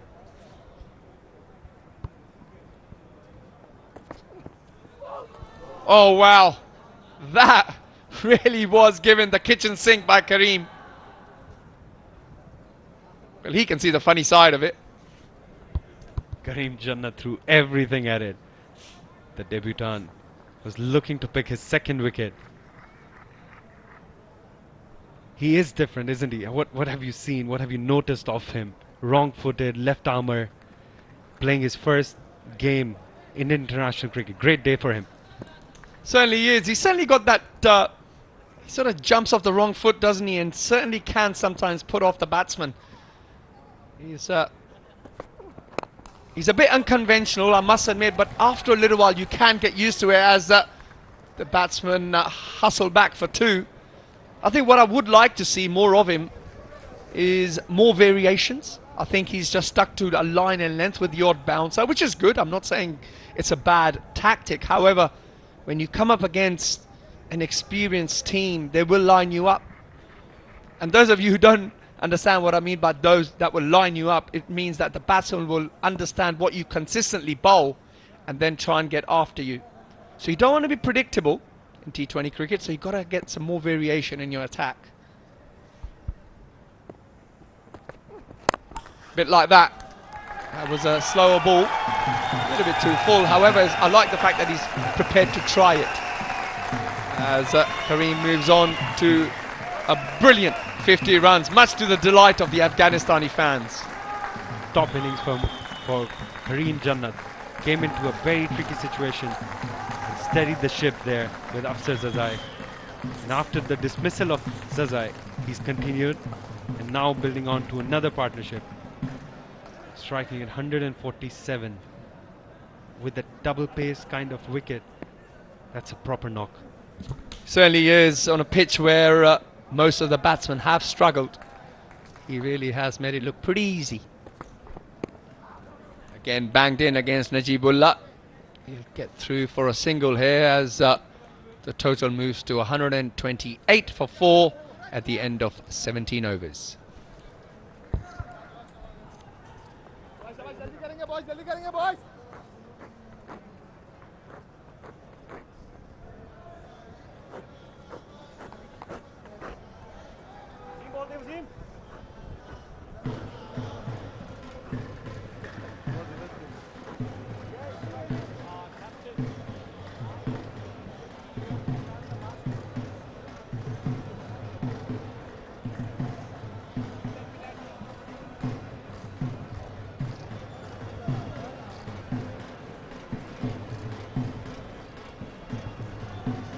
Well, Zahoor now is in the attack. Got Najibullah and Kareem against him. Target of 143. The equation being 15 now required of just 18 deliveries.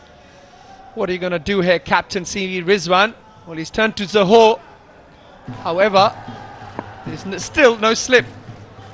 I'm not sure how CP Rizwan is trying to get a wicket here.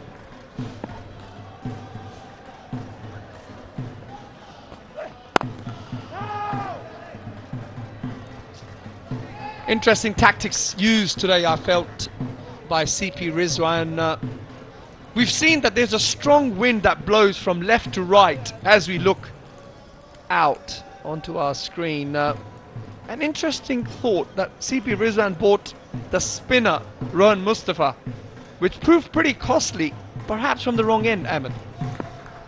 Yeah, I think, and we noticed Rashid Khan using all his spinners from the top end, so batter was always hitting into the wind. Against the wind, beg your pardon. And those 2 sixes in that over changed the momentum of the innings as well. Got the Afghan batters going. One of your premier bowler was forced to be taken out of the attack. He's the leading wicket taker in this format for UAE cricket. The Afghan batters targeting him and hitting it with the wind proved costly at the end. Certainly did. I felt that that particular over, those 2 ginormous sixes, really turned the momentum back towards Afghanistan. As this time Zahoor has been deposited over extra cover for a monster.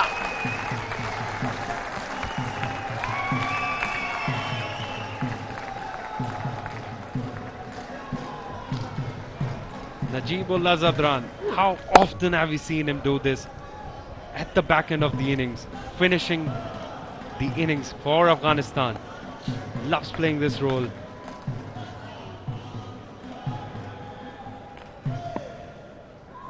Well, I think he knew it was a matter of time. He's been pushed back by the seamers, but as soon as they've gone in his half, he has thrown a kitchen sink at it. Well, now it's a mere 9 runs required of 15 deliveries. Short and wide, easy pickings for any batsman at this level. As that will now bring the informed Kareem Jannat to strike.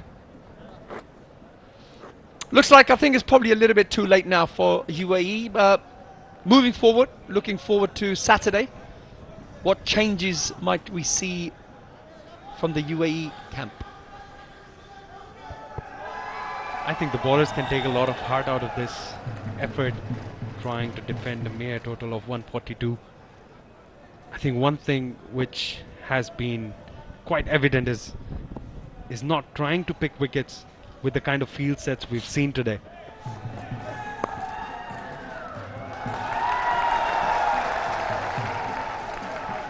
Meantime, another couple of runs for Kareem Jannat.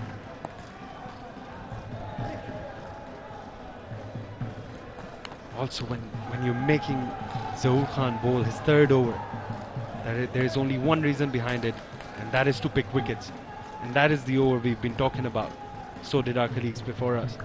Not having a slip at that point, when Afghanistan were 3 down, they could have been 4 down, and the situation could have been different. Certainly does make it different. If you pick up a couple of wickets, then all of a sudden the pressure's on the batting team. I certainly feel CP Rizwan been off the mark today with his captaincy. Been wonderful with the bat, I must admit. Held the innings together on a difficult pitch.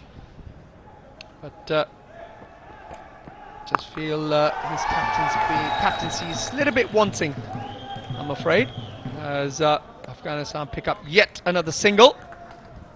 As that is the end of 18th over. Afghanistan move on to 138 for 4.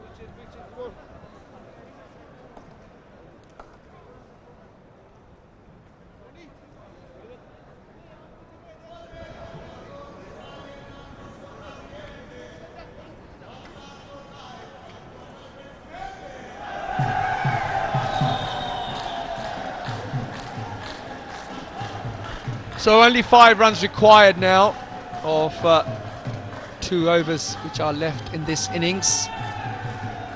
Probably just a miracle required now for UAE. They are going to try and win this game, but I think it's more or less Afghanistan's game, especially with that man in your screen while he's at the wicket. He is certainly bossing it. I feel Kareem Jannat is one of the most underrated all-rounder in international cricket. But proves a point today again.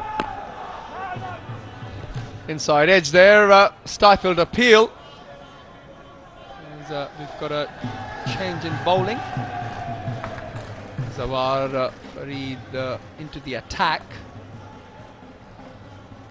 Bowling his first over. Another seamer used by the captain. Still a pretty defensive field.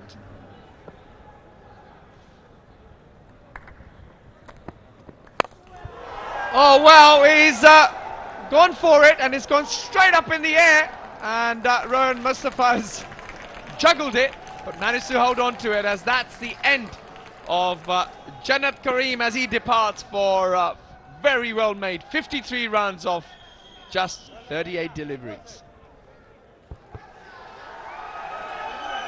Trying to finish off with one big hit, Kareem Jannat. Rohan Mustafa under the ball, one of the most reliable fielders in UAE cricket. Does the juggling act, but eventually takes it. Kareem Jannat, top knock, 53 of just 38 balls. Afghanistan 138 for 5.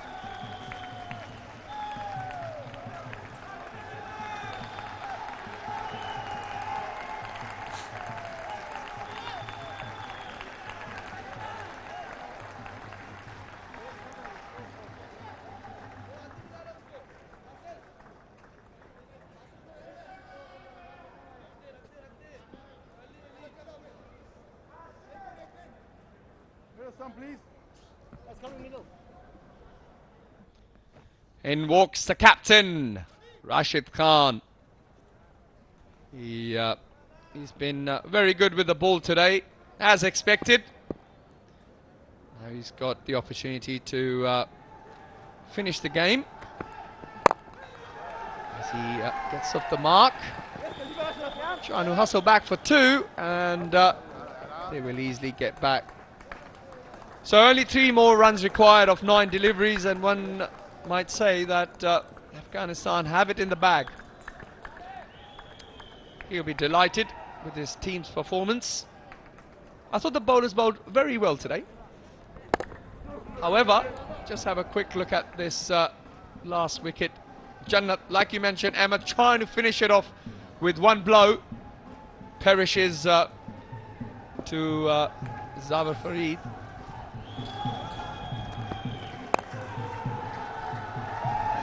Weak is probably the best way to describe that shot. So Captain Rashid Khan will pick up a single. As there he is, that man. Well played, sir. Wonderful innings today. You can be very proud of yourself. Lovely innings. Really got his team back into the box seat and more or less saw him to the end. A complete all-round game for Kareem Jannat. Bowled 2 economical overs, affected the run out of CP Rizwan, then a match-winning 50.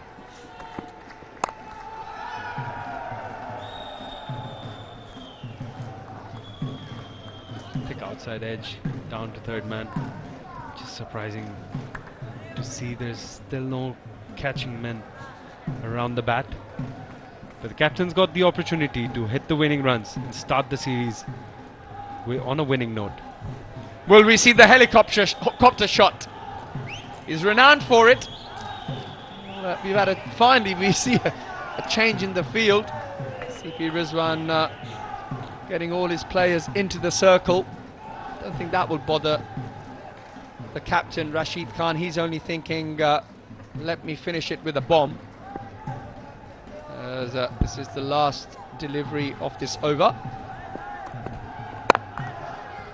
Well, that was on the money, would you believe it? Right in the block hole. As that concludes the 19th over, Afghanistan move on to 142 for 5.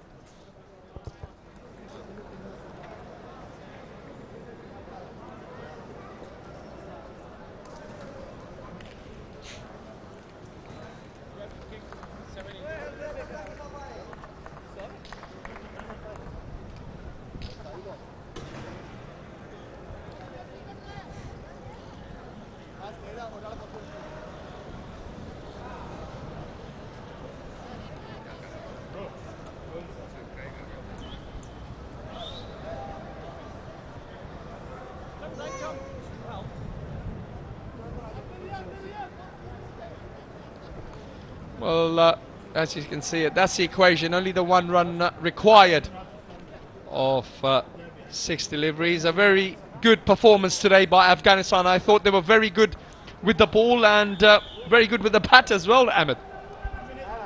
They certainly were. I think they were very smart with the ball. Rashid Khan was brilliant with his bowling changes, field placements. I think they were excellent with the ball. Now even better with the with the bat in hand. Najibullah Zadran looked to finish it in style. Well, there it is, the winning shot. Over she goes over the boundary, and Afghanistan are 1 up in this series as they take this game after scoring 146 runs of 19.1 deliveries. They win the game by 5 wickets, much to the delight of the fans. And a very, very good innings by Karim Jannat, and Asfar Khan, I thought, played outstandingly well. That man in your screen will be a very happy captain. All is not done though. We've still got 2 games left in the series. And all to play for from the UAE camp. Back to the drawing board for UAE. I think as bowling unit, they can take a lot of heart out of this effort, taking the mighty Afghans to the last over, defending a modest total of just 142. I think it will come down to the batters. How can they give extra 10-15 runs to their bowlers, or even more? We've seen there are a lot of options for Rizwan CP in terms of off spin, fast bowling, swing bowling. There's enough there. It's just about getting those extra runs and then try to defend that. Yes, I think one feels that the batting is probably the weaker of the 2 suits for UAE, but they have to come up with a bit more of a fight in the next game and try and get a lot more runs so that, like you mentioned, their bowlers can defend a total, because today they were simply outplayed by the Afghanistani T20 team and very well led, I thought, by Rashid Khan. Well, there you have it. Afghanistan have won by 5 wickets. And this is the game today. You would have thought that the ball did a little bit earlier on, but then since Karim Jannat and Asfar Khan came together, I tell you what, they really changed the tide towards Afghanistan's way and really grabbed the game by the scruff of the neck and really got them back into the box seat in that pursuit of 143 runs.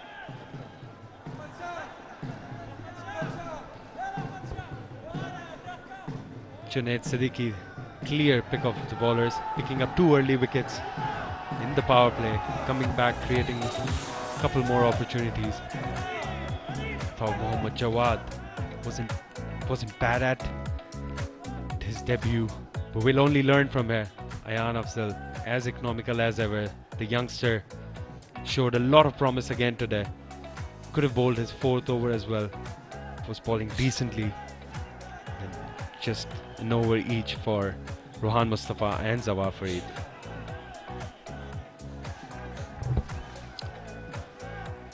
So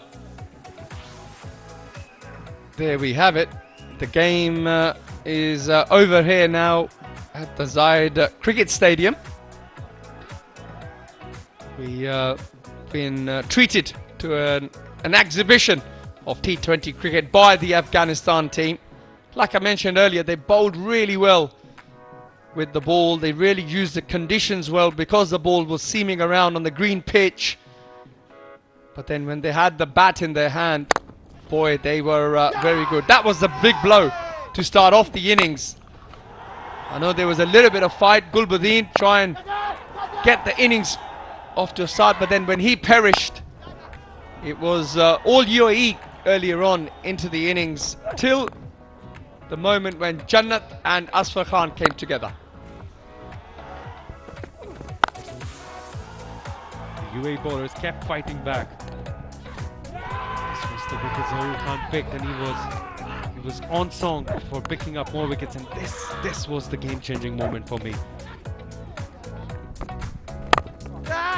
This chance, batter hitting with the wind, the over which ended up with 2 sixes. The bat of Kareem Jannat got him going as well, and took the responsibility of finishing off the innings later. Hit some big sixes.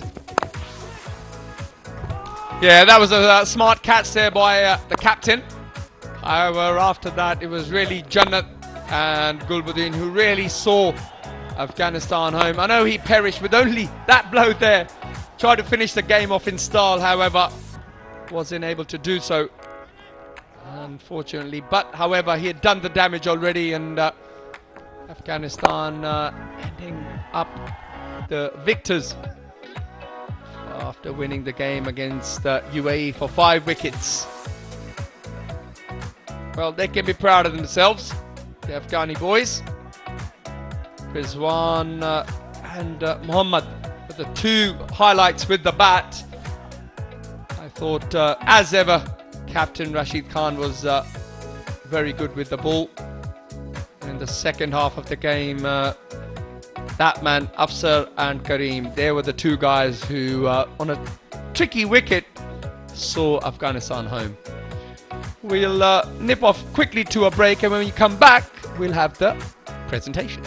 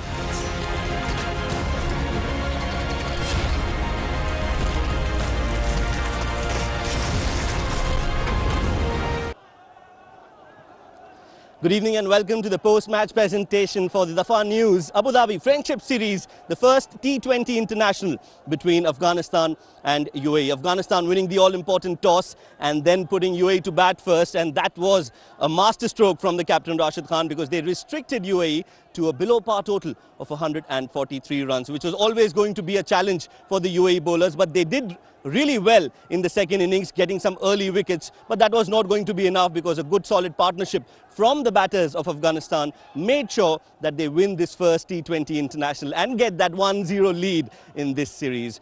First of all, in the post-match presentation, I'd like to thank our sponsors, Dafa News and Papa Book. And before we start, we definitely want to chat with the two captains. I'd like to invite Rizwan CP for a quick chat with us. CP Rizwan, the captain of UAE. Rizwan, not the ideal start, but a lot of positives to take from the first game. Yes, definitely. We had our moments. Plus, if we had some 10-15 runs on the board, and we taken some half chances, it would have been different. Overall, your batting looks settled. I think you've promoted yourself up the order. That worked in your favour. You said 15-20 runs short. In hindsight, do you think you would have done anything differently with the bat? No, I feel there was something in the wicket, and they bowled well initially also. So when we were bowling, there was something spicy in the wicket. So they also didn't get anything easy. So it went to the last over, which is a testament to our quality of the bowling. So if we develop small things and keep getting better every day, I'm sure a lot of good things on the way. While bowling, 143 didn't look enough on the board, but you did really well getting those early wickets. Again, do you think they could have done anything differently with the field, maybe get a few attacking fielders, just in hindsight? They had a good partnership in between, and there were some moments in the game, sort of half chances. If you could have grabbed those things, it would have been different. But still proud of the effort. I mean, if we keep doing the small things better, I'm sure we'll be coming better. 2 more games to go. All the best for those games. Thank you so much. Yeah. That's CP Rizwan, the captain of UAE. Now it's time for me to call the winning captain for Afghanistan. It's Rashid Khan. Rashid, quick word. Happy with the performance? Overall, all 3 departments did well, batting, bowling and fielding? Yeah, definitely. I feel like, I think the kind of performance you need as a captain from the team, but it was just about keeping the things simple in all 3 departments, and that's what the boys did. I think we still need some areas to be much improved, and as I said earlier, it's a kind of whole process started from now to the next T20 World Cup, but it's good, youngster like Kareem and Afsar came in a very tough situation and took the responsibility and took the game deep, and I feel like it's a very great sign. The area we were struggling in the past, like in that middle area, they tried to finish, but it's just the beginning. We try our best to keep improving day by day. Well, you talk about Kareem and the way he played in that middle order where there was a little bit of pressure on those batters. I think it's important in the T20 game where you have your middle orders, batters getting that important play time. Absolutely. In T20s, I think that number 4, number 5 and number 6 are very important batters, who try to keep the things deep and try to finish the game, and that's what Afsar and Kareem did, and then makes the job a little bit easier, who came at number 7, number 8, and I think credit goes to them, the way they handled the pressure inside, losing 3 early wickets, and then they just tried to keep the game deep, and yeah, wonderful performance. And just as I said, just the beginning, we try to keep doing that and happening that again and again, and we make that as a habit now. Well done tonight. You led the side well. All the best for the future matches as well. Thank you so much. That was Rashid Khan, the captain of Afghanistan. Now it's time for me to invite a special guest in our post-match presentation. It's Mr. Aladad Noori, board member of Afghanistan Cricket Board. Welcome, sir. He's got the check for the player of the match and also the man of the match memento. No surprises there. I think it was a brilliant performance with the bat, coming down in the middle order and making sure he gets his team to victory. It's none other than Kareem Jannat, the player of the match, for his 53 runs of 38 balls, 2 fours and 3 sixes included in that. He'll get the check from Mr. Aladad Noori and also the player of the match memento coming his way. The player of the match memento. All right, Kareem, well done. I think you can take that memento first and then we'll have a quick chat.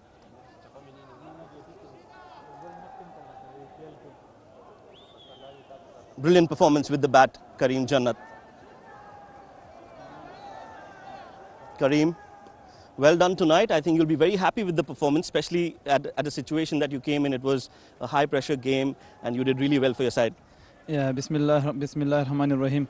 Yeah, captain especially trust on me in the middle, so you can go, just you can set it. After this, you can recharge. So that's why I'm success. You have an all-rounder's role in the side. You bowl and you've got an important position to play at the bat. How difficult is it, or how challenging is it for somebody like you to come out and keep performing? Yeah, it's a difficult. You manage in the bowling, batting, especially in fielding also. So, but when you play good cricket, so you manage this and try your best. Well done tonight, and I hope and pray you give us a similar performance in the next game as well. Well done. Inshallah, I will try my best. That's Kareem Jannat, the player of the match. Absolutely brilliant performance with the bat. That's it from the post-match presentation here. It's time for us to head back to the comms. So let's head to our gentleman back in the comm box. Well, there you have it. A very, very happy captain, Rashid Khan, recognizing the fact that his two youngsters really delivered in the pressure situation. He just mentioned the fact that in the middle order, they were under the pump, which means I feel CP Rizwan did miss a trick to put pressure on the Afghanistani batsman. However, Afsar and Kareem should be very proud of the fact that they played outstandingly well, recognized by their captain, and brought home the victory for Afghanistan. It definitely was that partnership which changed the momentum, changed the game for Afghan, and UAE will look back at the lost opportunity. And as mentioned by Rashid Khan, these numbers are the hardest in T20 cricket. It is so important to take the game deep, and one of the batter has to bat through, also with intent, which Kareem Jannat did. He certainly did, and deservedly so. He got the man of the match, and he certainly is a very exciting all-rounder. Well, that was the end of the game today. This is what we've got coming up on the 18th of February, the second T20 International between these two, the Dafa News Abu Dhabi Friendship Series T20 2023. Well, this is going to be an absolute cracker, Ahmed. It's definitely going to be a cracking game. We saw a real exhibition of good T20 cricket today, and UAE will look to fight back. And Afghanistan clearly have shown that they have the upper hand, but UAE will look to improve their record against Afghanistan. Well, yep, there you have it. We'll look forward to seeing you on Saturday on the 18th of February. Hope you enjoyed your evening. We certainly did. Good night.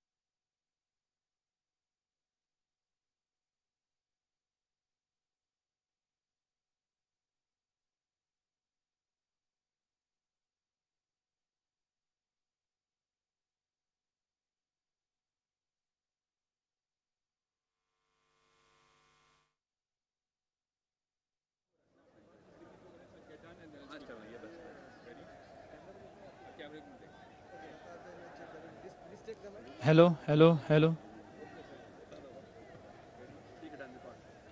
करीम बड़ी ज़बरदस्त performance बहुत मुबारक एक time लग रहा था कि you had lost 3 early wickets and it might be a tricky chase but very well played.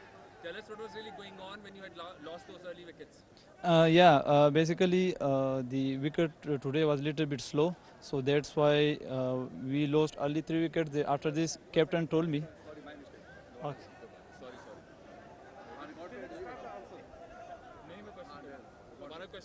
Okay, दोबारा कर लो. Kareem, very well played, outstanding performance by you. First of all, restricting UAE to 142 on this pitch, you think was it an under par score or maybe a tough score on this pitch? Yeah, the wicket today was a little bit slow, so that's why the ball not come good for bat. So the captain, we lost early 3 wickets. Then after this, captain told me, just go and first you set on the crease. After this, you charge. So that's why I'm Played some success. very nice attacking shots, some big sixes. So, did you enjoy your batting out there? Yeah, I enjoy it because now we also played in Abu Dhabi a lot of cricket, so that's why we adjustable in this condition. Okay. कुछ ये बताएं, आपका crowd भी आया, उन्होंने भी आपको support किया, क्या कहेंगे? बड़े अभी भी लाउड क्राउड है, थोड़ा सा बट बहुत शोर मचाया, आपको सपोर्ट किया। क्राउड तो माशाल्लाह बहुत ज़बरदस्त रही क्योंकि इसी की वजह से हमें थोड़ी एनर्जी भी मिलती है, तो मज़ा भी आया। तो हम कोशिश करें कि जो नेक्स्ट मैचेस है उसमें भी बहुत से ज़्यादा क्राउड आ जाए।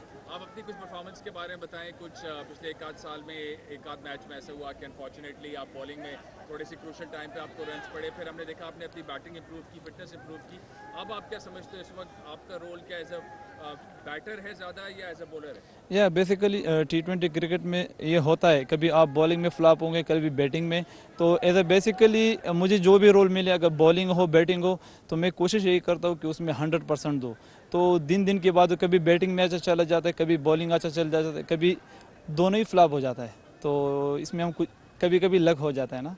क्या बोलेंगे अब नेक्स्ट मैच के लिए, क्या प्लान होगा? कोशिश करेंगे कि 2-0 सीरीज जीतें? इंशाल्लाह we try our best because we already won the first match, so inshallah we try our best. Thank you very much. Thank you. Thank you, भैया. Thank you, brother. Welcome. All the best. Thank you. Thank you, gentlemen. CP.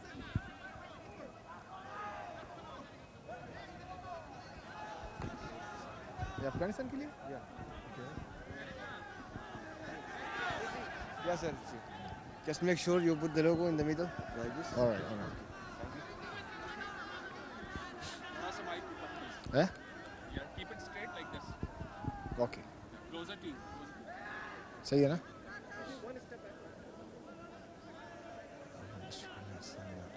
Full English, na? चलेगा. CP, a good performance. At times you dominated the match also, especially after you had taken 3 wickets early on. A bit disappointing towards the end because, of course, the match the team couldn't win. But overall, satisfied with the fight that the team showed? Yeah, a lot of positives, as you said. I mean, we bowled really well. We kept them under pressure. We created a lot of chances. If we could have grabbed some, half chances, it would have been different. And as you said, we created a lot of pressure while bowling. We, bowled really some really good balls, and so really proud of the effort. Having said that, we want to keep improving every day, keep getting better, and it's not that far that we come the other side of the match. Again, as we just mentioned, maybe when you lost the early 3, like when you taken the early 3 wickets, we saw 2 consecutive balls going through the slips. Maybe in hindsight, a slip would have been a better option for a new batter. Yeah, actually, that was of a set batter. If it to be specific, he's who bowled really good channels, and we kept them under pressure. But having said that, it could have easily gone to the keeper also, like the previous dismissal. So yeah, it's not in our control. These small things. Obviously, hopefully everything will fall in place in next match, and we'll come back stronger. Tell us about your own performance. You top scored with a very gutsy 48-run effort. Your own batting and then your partnership with Wasim. Were you happy with how you progressed, or maybe did you feel that perhaps you could have upped the run rate a bit more? At this wicket, as I told while bowling also, there was something in the wicket.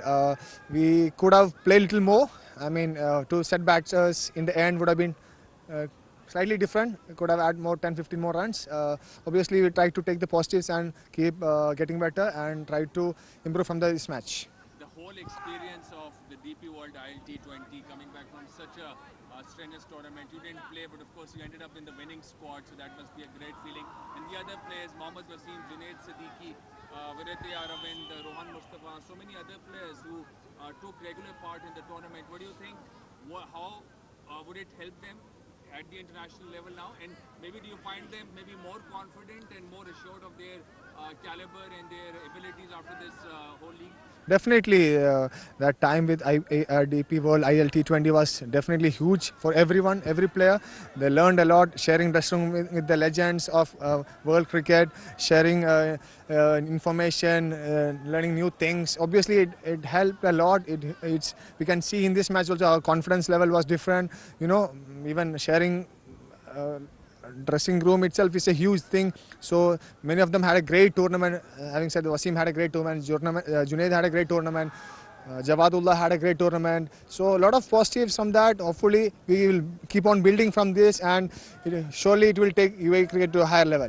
Thank you very much and all the best for the second match. Thank you so much. Thank you बस हाँ हाँ ज़बरदस्त sorry एक कर लो बस ना यहाँ रख लो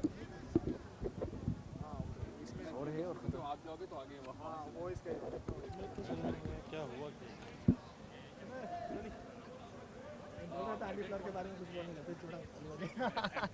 एडिट कौन ऑल द बेस्ट एडिट कौन करेगा? Who will edit?